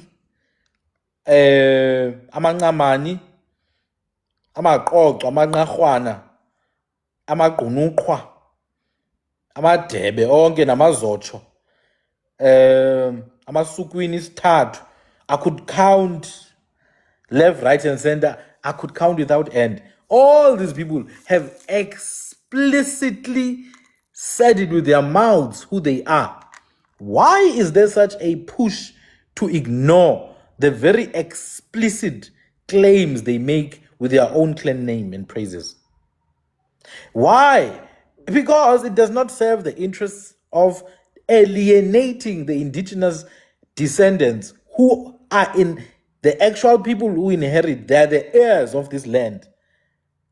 They're the heirs of this land. There's £1 billion, or even £1 trillion at stake. Trillions of rands that are at stake. If ever you acknowledge who the people of South Africa are. So you must constantly push for narratives that will push the people of South Africa outside of the land. The Europeans did this when they arrived. Any other groups who came after Europeans did the exact same thing. Because in order for you to escape accountability from the actual people of this land, you must first negate their indigeneity, nullify their autochthonous aboriginal identity. Once you negate and nullify that, then you can just say, oh no, all of us are not from here, so you don't have a right to hold me accountable for raping and pillaging and stealing and unaliving for 500 years because you're also not from here. So it's fine. It's fine. Don't worry, man. We're not from here, all of us. Let's just destroy. Don't ask us why we did what we did. It's in the past now. And then new people arrive. They take from that playbook and say the exact same thing. You guys come from Central Africa. You come from Congo. So we are all foreigners. All of us. Really now? Really? It comes from the playbook of the Europeans. Because the Europeans, since the beginning, since the Pope gave them those pal bulls, Pope Nicholas V, when he told them in 1455, go and conquer in perpetuity. You can't think this thing started yesterday. It started long ago with the very Roman Empire, with the very Greeks themselves, with the very Arabs themselves. Pope Nicholas explicitly says, go and conquer these Kafirs or the heathens. Go and conquer them in perpetuity. So he doesn't even give the option to say if they convert and get baptized, then you can stop now enslaving them. No. He says perpetually. Now, perpetually means forever, generation after generation. Now, you cannot tell me you believe that those ideas, the original ideas that pushed and fueled colonization, you cannot tell me that you think those ideas are gone. They are getting stronger now. So they come here, they're like, no, these are not humans, actually. These are just cousins of monkeys and baboons. So the land is empty. People think they say the land is empty because there was no people. No, there were people. Read the Portuguese records of 1486 when they went to Ingxoxo, that they saw a village. Then they went back to Mossel Bay. They went back to Cape Town. They came back in the 1500s. They fought people. They were defeated. They came back in 1503. They went to India. Then they came back. 1497, they named Natal. They met the people. They even write about which people they met. Even in KZN, they were leaving the crosses there because they were held by the people in KZN. They left them some presents in the form of a cross, whatever. They know who the people of South Africa are. They've always known it. They've always known it. But because the people of South Africa cannot be acknowledged as human, so you negate their existence by reducing them, reducing all their grievances to noise. Whatever you complain about, it's just noise. Your life doesn't matter. You are just a cousin of the apes and the baboons. I mean, some Christian authorities even explicitly said it, expressly, that you are only 3/5 of a human. They said it expressly. So, when they come and tell you about terra nullius, empty land, don't think that it's something they're making up. It's not, they're not making it up. It's empty land because your people are not acknowledged. Your people are not acknowledged. So everyone else who came from outside, black, white, or green, or brown, or blue, every outsider has used the same playbook. I'm telling you right now. Don't even be confused. They know exactly what these people are doing, man. They know what they're doing. Negate, nullify, and void the indigenous identity of these people. Once you do that, then you claim what is theirs. That's it. You claim what is rightfully theirs, bombard them with all the nonsense, drugs, poor quality education. Keep on changing the rules. Whenever they catch up with your rules, change them, shift the poles. Oh no, you guys need education. The moment they get educated in mass, no, you need experience, man. The moment they get experience, you need scarce skills. The moment they get scarce skills, man, education is not that important anymore. You must have something to show for it. The moment you have something to show for it, the rules keep on changing because there were no rules in the first place. The only rule is that you must be kept as the underdog. Because if you are the underdog, you are the fuel of this system. You're the fuel of the system. Now imagine the petrol that you go and buy at the garage tells you that, no, I'm no longer going to be used now to fuel your car. Find another way to push your car. The car is not going to move. And the car in this case, in this analogy, is the very system called civilization. It's the very system called civilization. And here's the thing. The gatekeepers of the system are not Europeans. The Europeans are so safe. They have built such a strong system of, a shock absorber buffer zone. They've built such a strong shock absorbing buffer zone. It has layers. You have to go through all the layers before you can even fight Rupert or Oppenheimer or the DuPonts or the Rothschilds. You're not going to fight those people. They are so far from you. They are so detached. You have to fight Somizi first to even understand what you are saying. You have to first fight some middle class poor South African first. It's a buffer zone. Once you're done with Somizi, you go to Zwelinzi Mavavi. Once you're done with Zwelinzi Mavavi, you go to Gwedemandashe. Once you're done with Gwedemandashe, you need to fight. It's just a cycle. So what you want to do now is to think completely outside of this whole nonsense. Screw Somizi, screw Gwedemandashe, screw Zwelinzi Mavavi, and screw them all because bonke, including that big-nosed Musenzi from East Africa, which he is from East Africa, by the way. Those people are gatekeepers. They're gatekeepers of the system, and there's nothing you can do to convert them because they've been approved by the system. They're part of that system now, and you need to be very careful of that. So I said in one of my last lives that one of the most important things, you need to convert your mind. Guys, you need to change this thing here. If this thing of yours is a rhuqa phansi, ukuba ingqondo isarhuqa phansi, usezawuxovulwa. Come on, man. Usezawuxovulwa amaxoki. Today is going to be DA, tomorrow is going to be, what is this, Action SA, the other day it's going to be this, and the other day it's going to be that. It's all just the same noise to keep you distracted from your actual inheritance. This country is your inheritance. Without this country, you are nothing. Without this country. So that is your focus. Your focus is not your focus is something bigger. Once you must understand you're fighting for this country.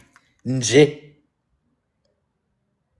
You are fighting for this land, this country, the mountains, the rivers, the seas, the trees. You are fighting for the flora and the fauna, for the greenlands, for the savanna, for the fynbos, from the Karoo, from the Nama Karoo, succulent Karoo. You are fighting for all of this and everything that it comes with. You are fighting for the coast. So you must fight in all directions. Fight for your language, fight for your traditions, fight for your for your prioritization. Forget about political parties. Political parties are things that you must use. That's it. They are just things to be used. It's not something to worship, like It's not something you need to worship, man. Unfortunately, South Africans are very susceptible to cults like organizations. South Africans love cults. So you'll be talking about something extremely important. They're gonna think about political parties. You are the bloody solution. You are not a political party is not gonna help you with nothing. You have to be the bloody weapon here. If you are not a weapon when not by yourself, you are fighting a useless fight because you're not gonna win it. Your very existence needs to be the weapon. So you have to cleanse your mind. That's what I'm talking about. Your vote is not going to change nothing. You vote because you are in this shithole of a system. But it's not going to change anything. You have to become your very existence, when you walk the street, you become fully, you must embody the very war that you are in. Because whether you like it or not, you will be screwed by this bloody system. It doesn't work with skin color only. It works with class. It works with language exclusion. So don't think what I'm talking about is politics or political parties. I'm talking about something bigger than that nonsense. There's no way that this generation of ours is going to pass. We're going to be leaving young kids to fight the exact same fight that our ancestors 10 generations ago were fighting. 10 generations ago, our ancestors were fighting the same fight. There's no way that we can allow that to happen. So we have to educate ourselves, Tina, outside of the system that has been set up. So you have to convert your mind, turn it upside down, first and foremost. Whatever you think you know is not what you know. Somebody made you to know that. You understand? So what I'm inviting you to do is to become a threat by just existing. Become a threat. And then you need to have a very immovable belief. You must have a belief that cannot be changed in your ability to build things. In your ability to build things. Unless the conversation is about building, maintaining, sustaining, scaling, that conversation is useless. Unless we are talking about building for ourselves, and I'm not saying building physical structures only. I'm talking about building umkhosi, an army. I'm talking about building weapons systems, military grade security systems. Guys, do you understand that you are just an extra right now in Ngaramab? You are an extra. If a disaster happens, hey, you guys don't understand. If a disaster happens today, you will see just how naked you are in front of the world. We are just a suggestion. We are not real. We are a faint concept, Tina. We think we are real. People who have real power here don't even think that we exist. We are a thought, an afterthought. So you must then smell the bloody coffee and realize that there are private armies walking the streets of this country in the form of G4S and ADT, in the form of Fidelity, and the numerous other private security which are really controlled by the same people. Smell the bloody coffee. There are armies every day walking the streets. Men of other groups carry guns. They are tactically trained. They are capable of protecting and offending when necessary. Did you not see what happened in Phoenix? You pride yourself in being warriors. We are warriors. We are the race of warriors. You are warriors in singing only. You can't be a warrior in singing only. Guys, Hey, Nibo. Hey, we have to wake up. Umkosi. Other home, it's like South Africa is like a home without adults. It's just a bunch of kids who know nothing about who they are. Just a bunch of kids walking around naked. They have no manners. They have no class. They're not taught about who they are. It's like a home without parents, no adults in the house. Tina, we sing. It's fine. We sing well. We sing good as well. We are good at it. But there's something bigger here. There's something bigger than that. We need to think beyond that. You understand? We need to think beyond what we can see. See what you're not seeing. See it. It's happening right in front of you. You cannot be relaxed, guys, when you are not in control of your own home. Your home is like a house that has no gate. Anyone just comes and enters, and then they stay. There are no dogs. Hey.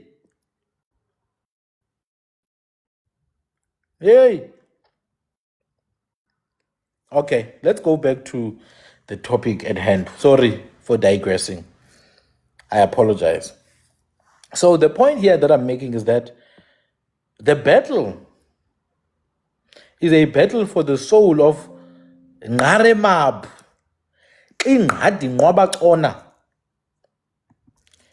What does that mean? Ngaremab is the country we are in, the land we are in, the land of frost and cold.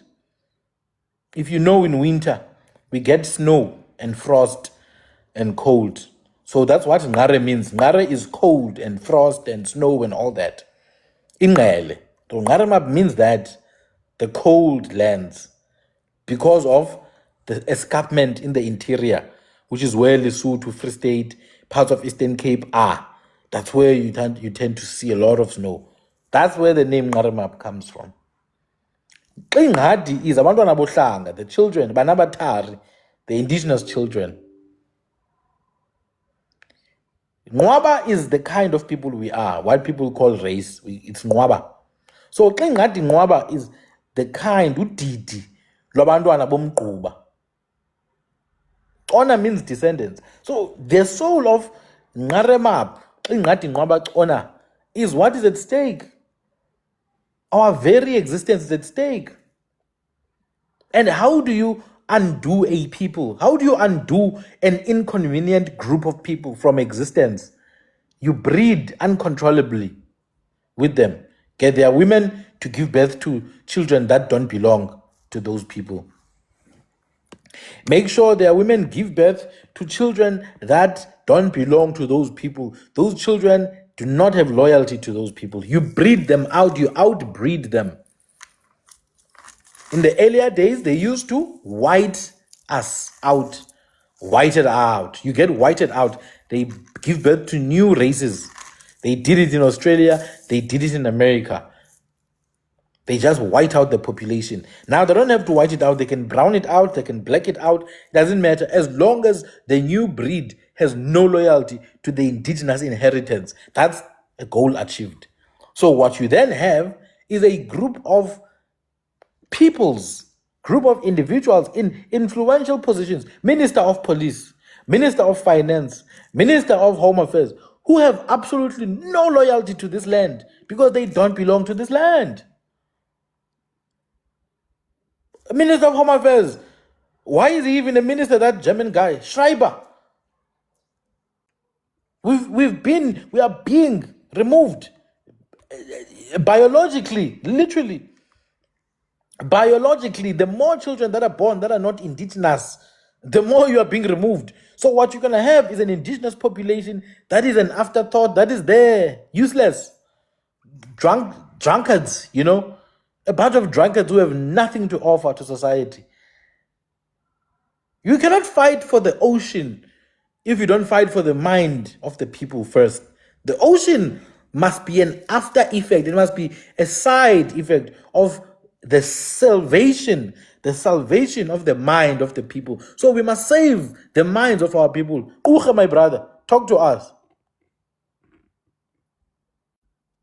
Ranak, when you're talking about the mind, it's actually the ground, the foundation that actually allows anything and everything to happen in one's land. The mind, which is something that was actually minimized, and you were made to actually think that the way you think as an indigenous person is minimum or is minimal. I'm sorry, I'm gonna go to the whole Yeah. Christian or religious thing, which is one of the tools that was used to actually subjugate our people. As we were speaking about the Pau Bull, you know how these Calvinists came in and they saw our people as non-entities. Yeah. It's the same mindset that is going on today. These politicians, they don't see our people as equals. They see themselves as elites. And the problem is that our people have given them the power. And I'm talking about the mental power. You have allowed these people to let you know who you are. You've allowed these people to let you know who your God is. You've allowed these people to write laws using their Roman Dutch ideologies, and they have thrown away our Ingxoxo way of life and customs, traditions, laws, umthetho, molao, Wow. Yeah. Yes. To make it look like our people never had any form of understanding when it comes to enforcing law, enforcing um, norms, tradition, customs, all of those are the things that have been put aside and made to look like, as they are saying in their so-called theory of evolution, coming from monkeys, coming from apes. We are monkeys, we are subhuman, we are animals, we are Natufian, we are Neanderthal, all of these names, but what we call ourselves. You know what I'm saying? They're giving us all, and our people are buying into these ideologies. Oh, white man's science is the science, not seeing that it is discriminative when they are even using these terms, where they're aligning these terms with you, saying that you are coming from Lucy. Which ancestor of mine is Lucy? You know what I'm saying? And we are buying to this, oh, we are coming from Homo naledi. Like, you know what I'm saying? Because they are using this to kind of like fit their narrative into our story. Yes, me, I'm a scientist, Mhlonishwa, don't get me wrong. But I always question what these people, they're always talking about. Because if I'm going to say to you, if they are saying Homo naledi is the oldest, who is Naledi's companion? Because Naledi was not born in isolation. Naledi was birthed by someone, because we understand the continuity of life, that if Naledi was born, it means he was begotten by somebody or by some people, because it's not just one person. You understand? So our people's mindsets has actually been tainted. We are actually corrupt. If it's a program, we can actually say we are a computer that is corrupted. It's got a virus. It needs to be purged. It needs to be cleaned. Because most of the subjects our people talk about, for me, they mostly corroborate what the white man is saying. There is nothing, and mostly what they say, that does not come from the white man. And even if they are trying to substantiate, I'll use this word black for lack of a better word, even if they're trying to substantiate their blackness, or Ubuntu, they are always using white man narrative. Yeah. I mean, I go and I search and I see what even the Basotho Tswana groups are saying. Oh, we come from Lowe in Kemet. There is a story of Matieng here in Southern Africa. Why aren't we talking about that? That story talks about our people living underground in caves. You see, now that takes away from our stories, because now we're going to be like, oh, okay, our people know nothing. Our people, they must have learned from the ancient Kemites. No, there's a story of Matieng that speaks about how our people were actually able to thrive underground. It's a story for another day, because it means we first need to understand, how does one thrive under caverns. Because, Mhlonishwa, you know that when we go and we study those East Asians and those Middle Eastern people, they talk about these stories. They talk about Shambhala. They talk about the areas that were underground. They talk about the underground cities. But when we talk about it as Torisa Matsieng Litintiban, it's a folk tale by the Bantus. There's nothing like that.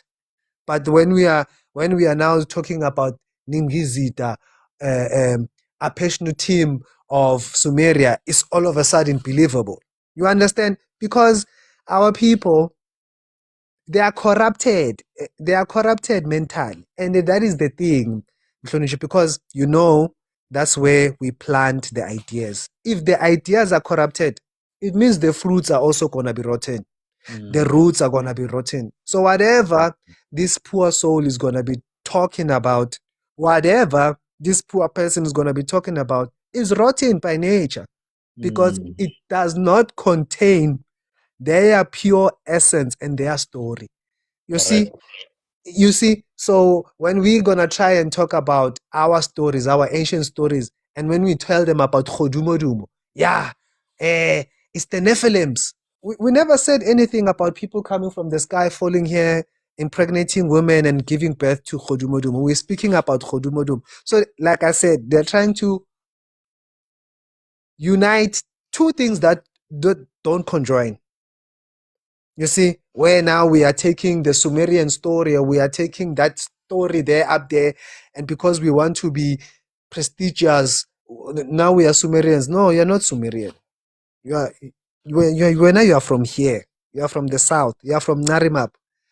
It's just that you have amnesia. That's why I spoke about the mind in Mhlonishwa, and I'm sticking on that. It's all about that. They know that our people have amnesia. They've forgotten. Hence, we even have First Nationals cursing at us and saying all sorts of things because they know that you have forgotten. You are proud to be what you are today, but you have forgotten the roots of the current fruits that you are. Tamaku. Hey. Yeah, no, that is true, my brother.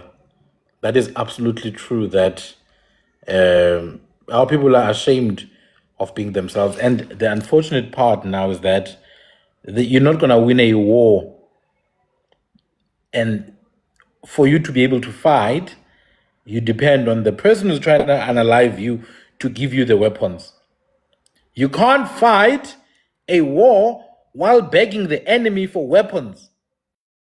This is what I'm saying. That you have to become the weapon. That's why I started Project Klingasi and Korakobab Ada and the other projects I'm working on. That's why I began the Sanle Tugan University and Undoko. Because I realized that our people don't understand what's really happening. How many Steve Bikos must we have? How many Robert Sobukwes? How many Solomon Mashangus do you want? How many Chris Hanis do you want? How many Magakas do you need? They're gonna keep on getting chucked out. What these people are trying to do is to borrow from the enemy weapons to fight the enemy. Oh no, I'm a Leninist. No, I'm a Marxist. Oh man, we are socialists here. I'm a communist. Dude, these are ideas that came from Europe. You say you want to be free from the European chains, but you're borrowing from the Europeans. How many Malcolm X's do you want to see? Who, because of the times he lived in, he needed to borrow from the Arabs. He needed to borrow from the Arabs to use Islam of some sort to fight in some way. How many Martin Luther Kings do you want to see? They're going to keep on repeating the same thing. It will not work. It has never worked before. It's not going to work now. You're not going to come to me and ask for bullets so that you can shoot me later on. I'm going to give you faulty bullets. I'm going to give you the ones that I know are not going to work. I'm going to give you the ones that are going to explode in your face. That's what I'm going to do. Because I'm serving my interests here. And I have thousands of years of history of pillaging, taking by force, destroying, exterminating, and you think you're gonna come and talk to me about some stupid communism and socialism and think you're gonna win? I have thousands of years of destruction to be proud of, and I've done it before and I can do it again. That is what is in the mind of the European, because I'm superior to you and you're coming to kneel before me and beg me for some weapon so that you can fight. You're not gonna win. You're not gonna win. So what you want to do is to recognize your stupidness, your stupidity.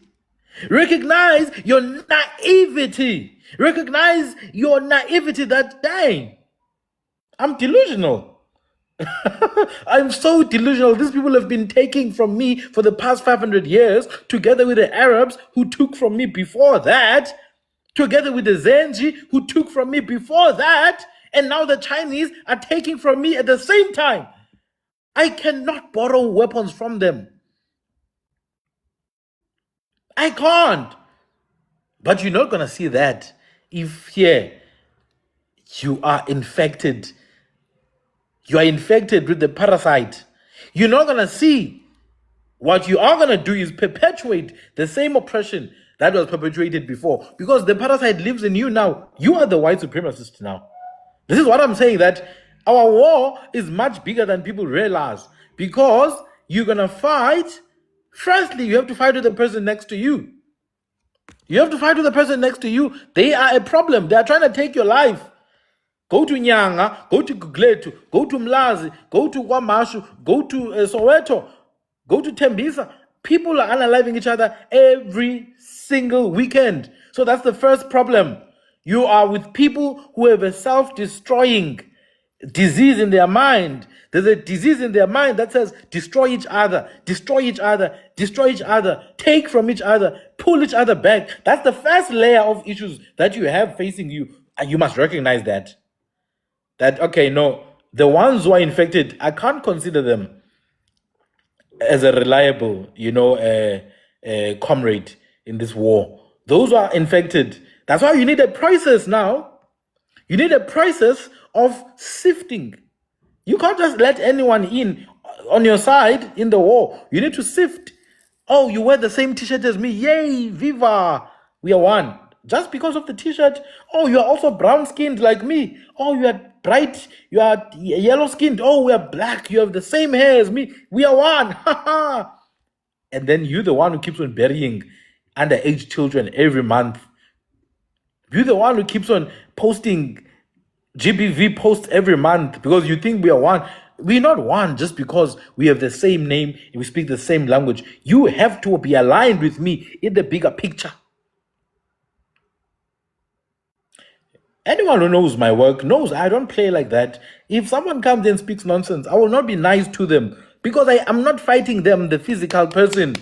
There's something inside of them that I need to crush before it even begins. I need to crush it. I need to pluck it out.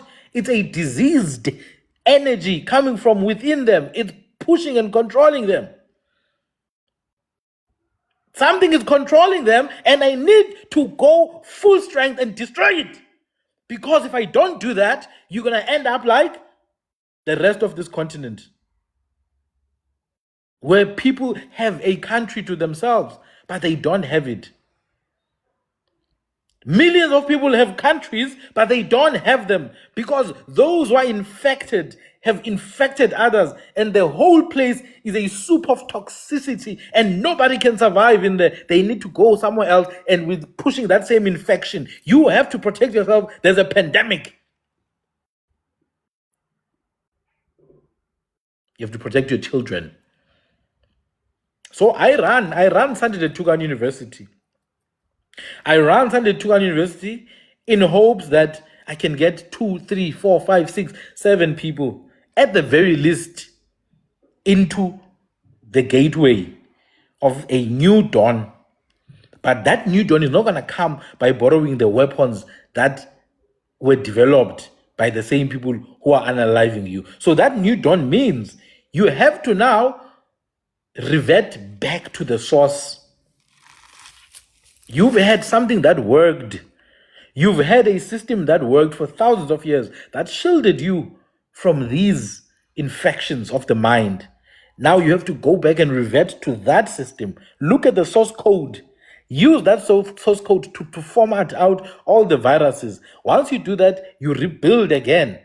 Now with modern enhancements, because you know how the enemy works. You should know how the enemy works now. It's been 500 years. You know all the different versions. You know that China, you know that Saudi Arabia, you know that Japan, you know that Korea, you know that India, Brazil, USA, they are all white supremacist societies. You already know that by now. If you don't know it, you need to know it. And you should ask yourself why you don't know that. You should know by now that the world is a white supremacist reality. South Africa is white supremacist. Zimbabwe is white supremacist. Namibia is white supremacist. Mozambique is white supremacist. Kenya is white supremacist. That's what they are. The presidents are white supremacists. The ministers are white supremacists. The teachers are white supremacists. It's a white supremacist system, which is the same thing that connects Islam, Judaism, and Christianity. They are all connected by that same system that we run the world, you serve us. We run the things, you serve us.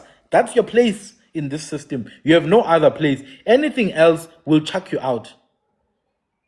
You must acknowledge that that's the reality. These systems, they work together. They work together. The only people who are not in the books of history, the only people who are not there is you. These people will talk about each other. These people share knowledge. They share systems. They have the same management systems. They have the same systems of mathematics. They have the same systems of everything. They've been sharing for thousands of years. Your system, they demonize it though. Your system, they kick it out, steal it, and then use it against you. I have an institution. Ingxoxo.org is the website. For those who say, you know what? I want to be a weapon as well, man. You know, I wanna embody this war. Because that's the reality, man. The reality is that you are at war. Whether you choose to be or not, you are at war. You are either on one side or the other. You're not in the middle. What my brother Kuche is saying, that we've built civilizations in the past. We've built stuff in the past. That same underground civilization that Matsieng, Tintibane are talking about is the same underground civilization that the Xhosa say cows originated. You know, they'll tell you that cows came from Asia. They'll tell you cows came from Asia, not according to our oral history. Those underground holes where our people lived, our ancient Xhosa oral historians were telling us the exact same thing, that no, in that region of the Kalahari, that's where cows originated, underground. I'm telling you, learn about the Kalahari. Learn about the lost civilizations of the Kalahari. Learn about the lost civilizations of the Nukarib, the Orange River, the lost civilizations of the Karib, the Val, the Kwa, or the Kwa, Iligwa. Learn about those.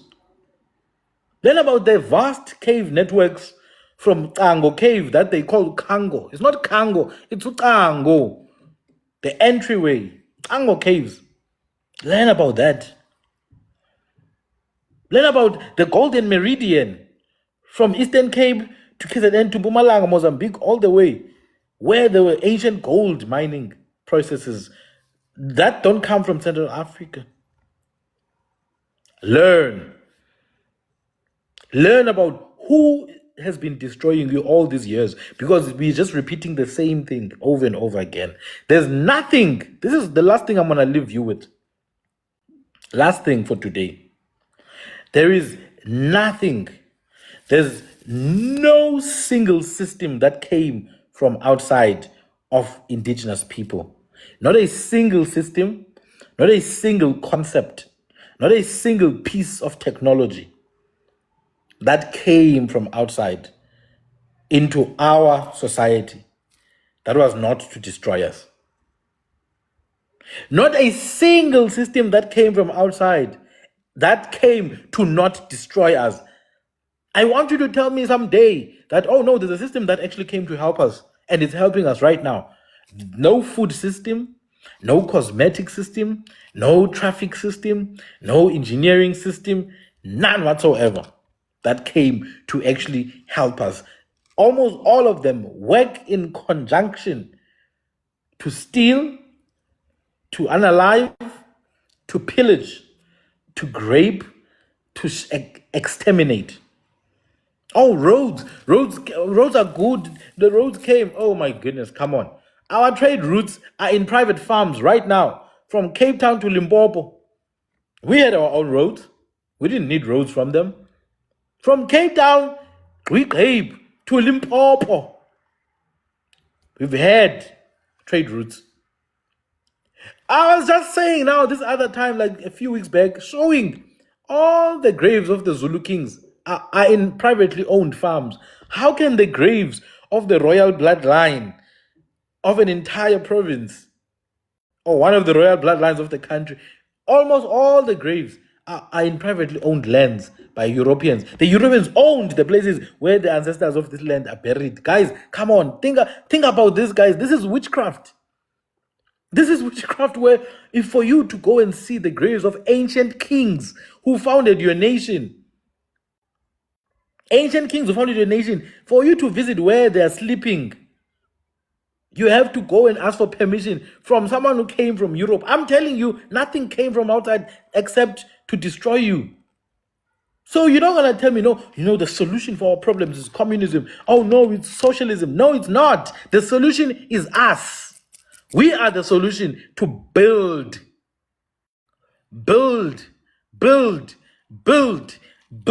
That's what you must think of in your mind. If you do not build, you are not going to win anything. You must build your own weaponry, build your own systems, build your own security system, own technology, own food systems. But the beauty here is the beauty now. It's already there, all of that. All of that is already there because our ancestors have built it for thousands of years. What you have to do is to revert back to the source. You have to revert back to the source, revive some of those things, use them to advance now. You understand what I'm saying, guys? We already have an extensive history of war, an extensive history of dealing with weather systems, an extensive history of understanding the stars. This was even the goal of today's live. I wanted to talk about the Milky Way. That's how sad the state of our people are. I wanted to talk about the Milky Way, go deep into the Milky Way, but I couldn't because there are issues that come before. I can't even talk about stars. Somebody's already telling me about Congo, about Central Africa. I'm like, for crying out loud, this is a deeper problem than we think. I wanted to talk about Umnyele weZulu, Umtalakazi.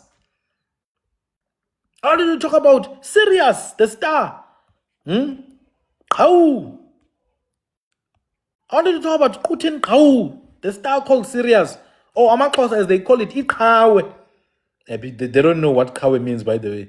In this case, it doesn't necessarily mean champion. Actually, it's a name. The name of Sirius is the songs of the honey singers. The star that sings for honey. I wanted to talk about that. I wanted to talk about Canopus, the second brightest star in the sky. Ucanzibe. I wanted to talk about the Orion's belt and all the different stories. In fact, what I'm going to do when I do a live again, I'm going to show you our own system of constellations. Not that nonsense of Sagittarius and Scorpio and Cancer, not that garbage of those things. Our own indigenous ways. Because we don't have Orion's belt, Tina. We have our own system. We have our own system of Umakos. The 3 pigs that are being chased by the 3 dogs. Or the 3 zebras that are being hit with an arrow that misses them. The arrow is the Orion's sword. The 3 zebras is the Orion's belt. Or the 3 pigs is the Orion's belt. And the 3 dogs is the Orion's sword. So our version of looking at the cosmos is completely different altogether. That's what I wanted to talk about. I wanted to go deep. But now, unfortunately, I've got family responsibilities as well. But anyway, so here's the solution now. Because someone will ask, okay, man, what's the solution? You talk about these a lot. What's the solution? I want to talk about the stars and the moon and the planets and the constellations, which we have named for, and mythology around. Not just mythology, but advanced knowledge and systems to be able to see beforehand what's going to appear, what's not going to appear, which one is attached to men, which one is attached to women. And these are important things because now we are very, very out of balance. We are at disequilibrium. Our men are unaliving our women. There are many factors at play, and we must correct. To correct, you need to go back to the source. Cut off all outside reference. Cut them off. Don't go and look at those things of astrology. No, the astrology today is saying your behavior is going to be moody because you are a Cancer. No, your behavior is moody because your hormones are off. You are eating fatty foods. You are eating foods that are high in salt. So your hormones are off. It's not because you are a Cancer, because it doesn't exist in indigenous cosmology. So you are moody and crazy, not because of some stars that are from some Greek mythology. You are crazy because what's in your body is not congruent with your organic biological system. That's the real reason you're behaving crazy. It's not because of some stars. Oh, the stars are like this today. No, we don't have that nonsense here. We have a different system, and we're not going to be ruled by European colonial systems. We have our own indigenous systems. That's the first thing. You need to cut off external reference. Be confident in your own way. Be confident in your own systems. Be confident in your own architectural designs. Be confident in your own military prowess. Be confident in your own systems of cosmology, systems of construction, systems of medicine, your methodas medindi, your materia medica. All those systems are there in place. Yesterday, a gentleman was asking me, what can I use for cognitive enhancement, or dare I say maybe just to boost my cognition? What can I use? And he came and asked, and that was a good thing because he could have just looked at Google, what can I use, and then gone to clicks and bought something. I told him, that's very good. You can take Iqwaka. Iqwaka, what Europeans called Bushman tea. It's our natural energy drink or our natural mental booster. Not ashwagandha. Not honey goat weed. Those are Asian herbs. We have our own herbs that have nutrients from our soil, like Iqwaka. No, rooibos is a different one. Iqwaka is another one. Iqwaka, I think it's Cata edulis. The scientific name is Cata edulis. I'm like, you can take that. You can also take ubulawu. Take ubulawu, use that, make the foam, swallow the foam, wash with it. Then you must eat foods. That's another thing. Food is a herb. Foods are natural remedies as well. So you feel like your mind is slacking, is slow, eat foods that are rich in magnesium and iron as well. So eat blueberries, eat avocados, eat all different foods, greens and what, and drink water and sleep. You can't be online until 6 in the morning for 5 days consecutively and expect to have a good and sharp mind. You're going to sound stupid. So I gave him a couple of herbs, even some others, I forgot now the names. But it has to be a holistic thing. So you take the herbs, you drink the water, you eat the good food. You cut off McDonald's and their seed oils. It's not easy because it's a system of slavery, I know. But you need to do it.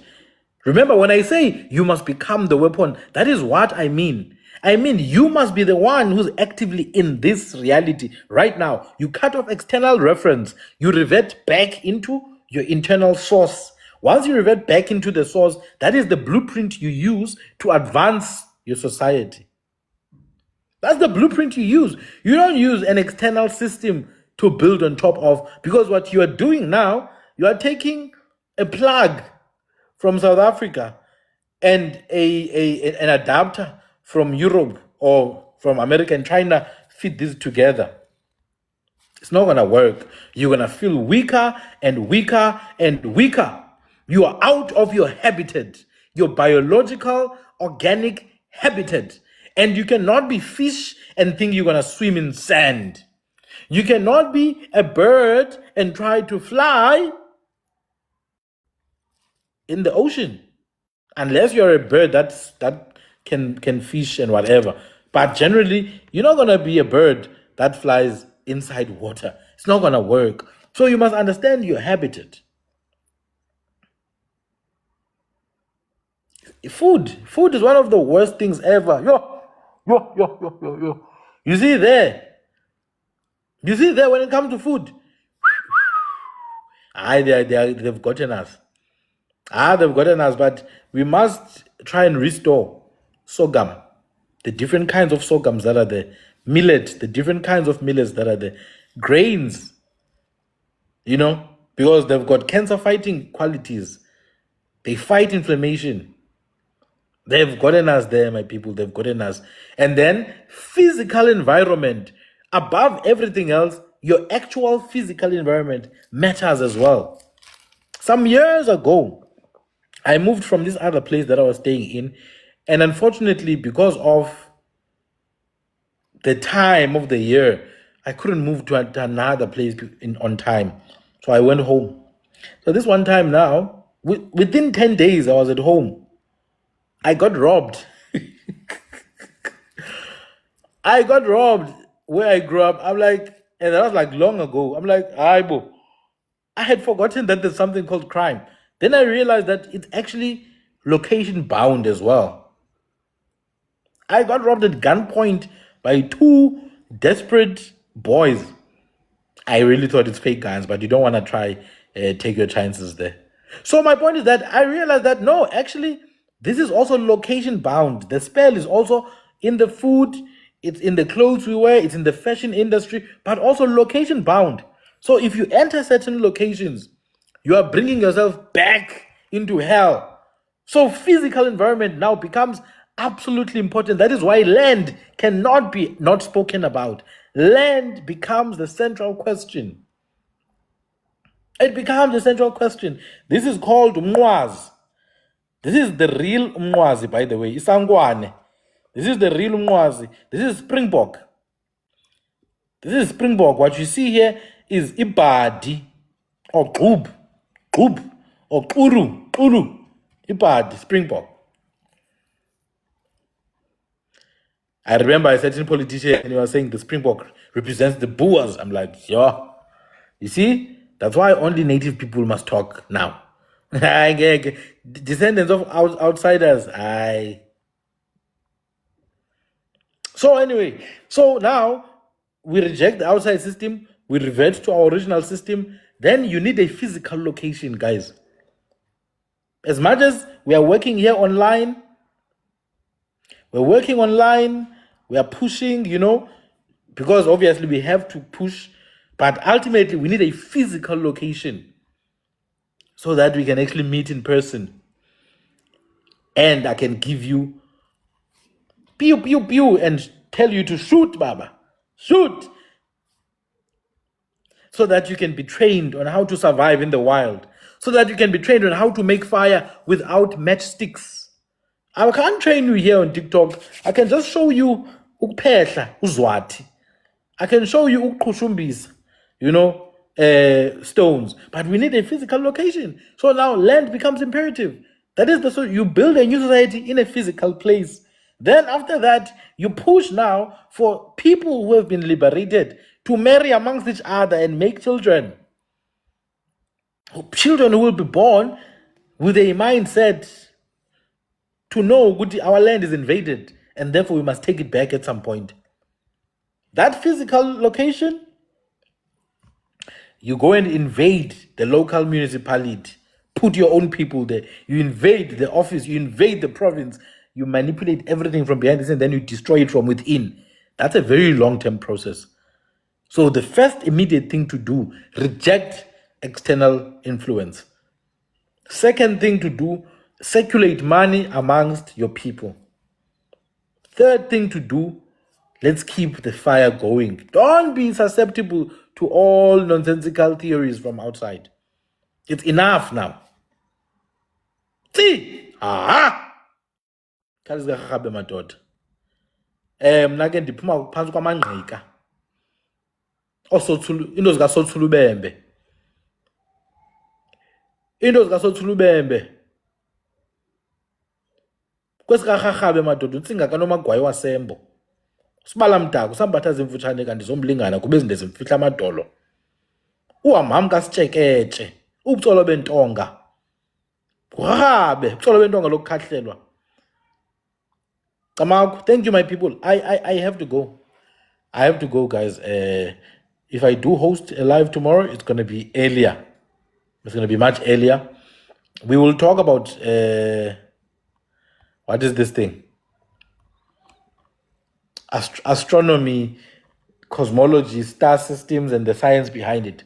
It's very important because a huge part of our culture is based on that. A lot of the beliefs that our people have are based on that, the sky. And it's very important because you have to be observant to understand how these things work. You have to be observant. Thank you, guys. Thank you, Tikai Kasab. Kaise Qixaqotsi, Kasab, Kuche. Kaise Qixaqotsi. Until next time, my people, thank you very much. Cheers. Around maybe 1 p.m. tomorrow, between 12 and 1, I'll be going live. Cheers. Thanks.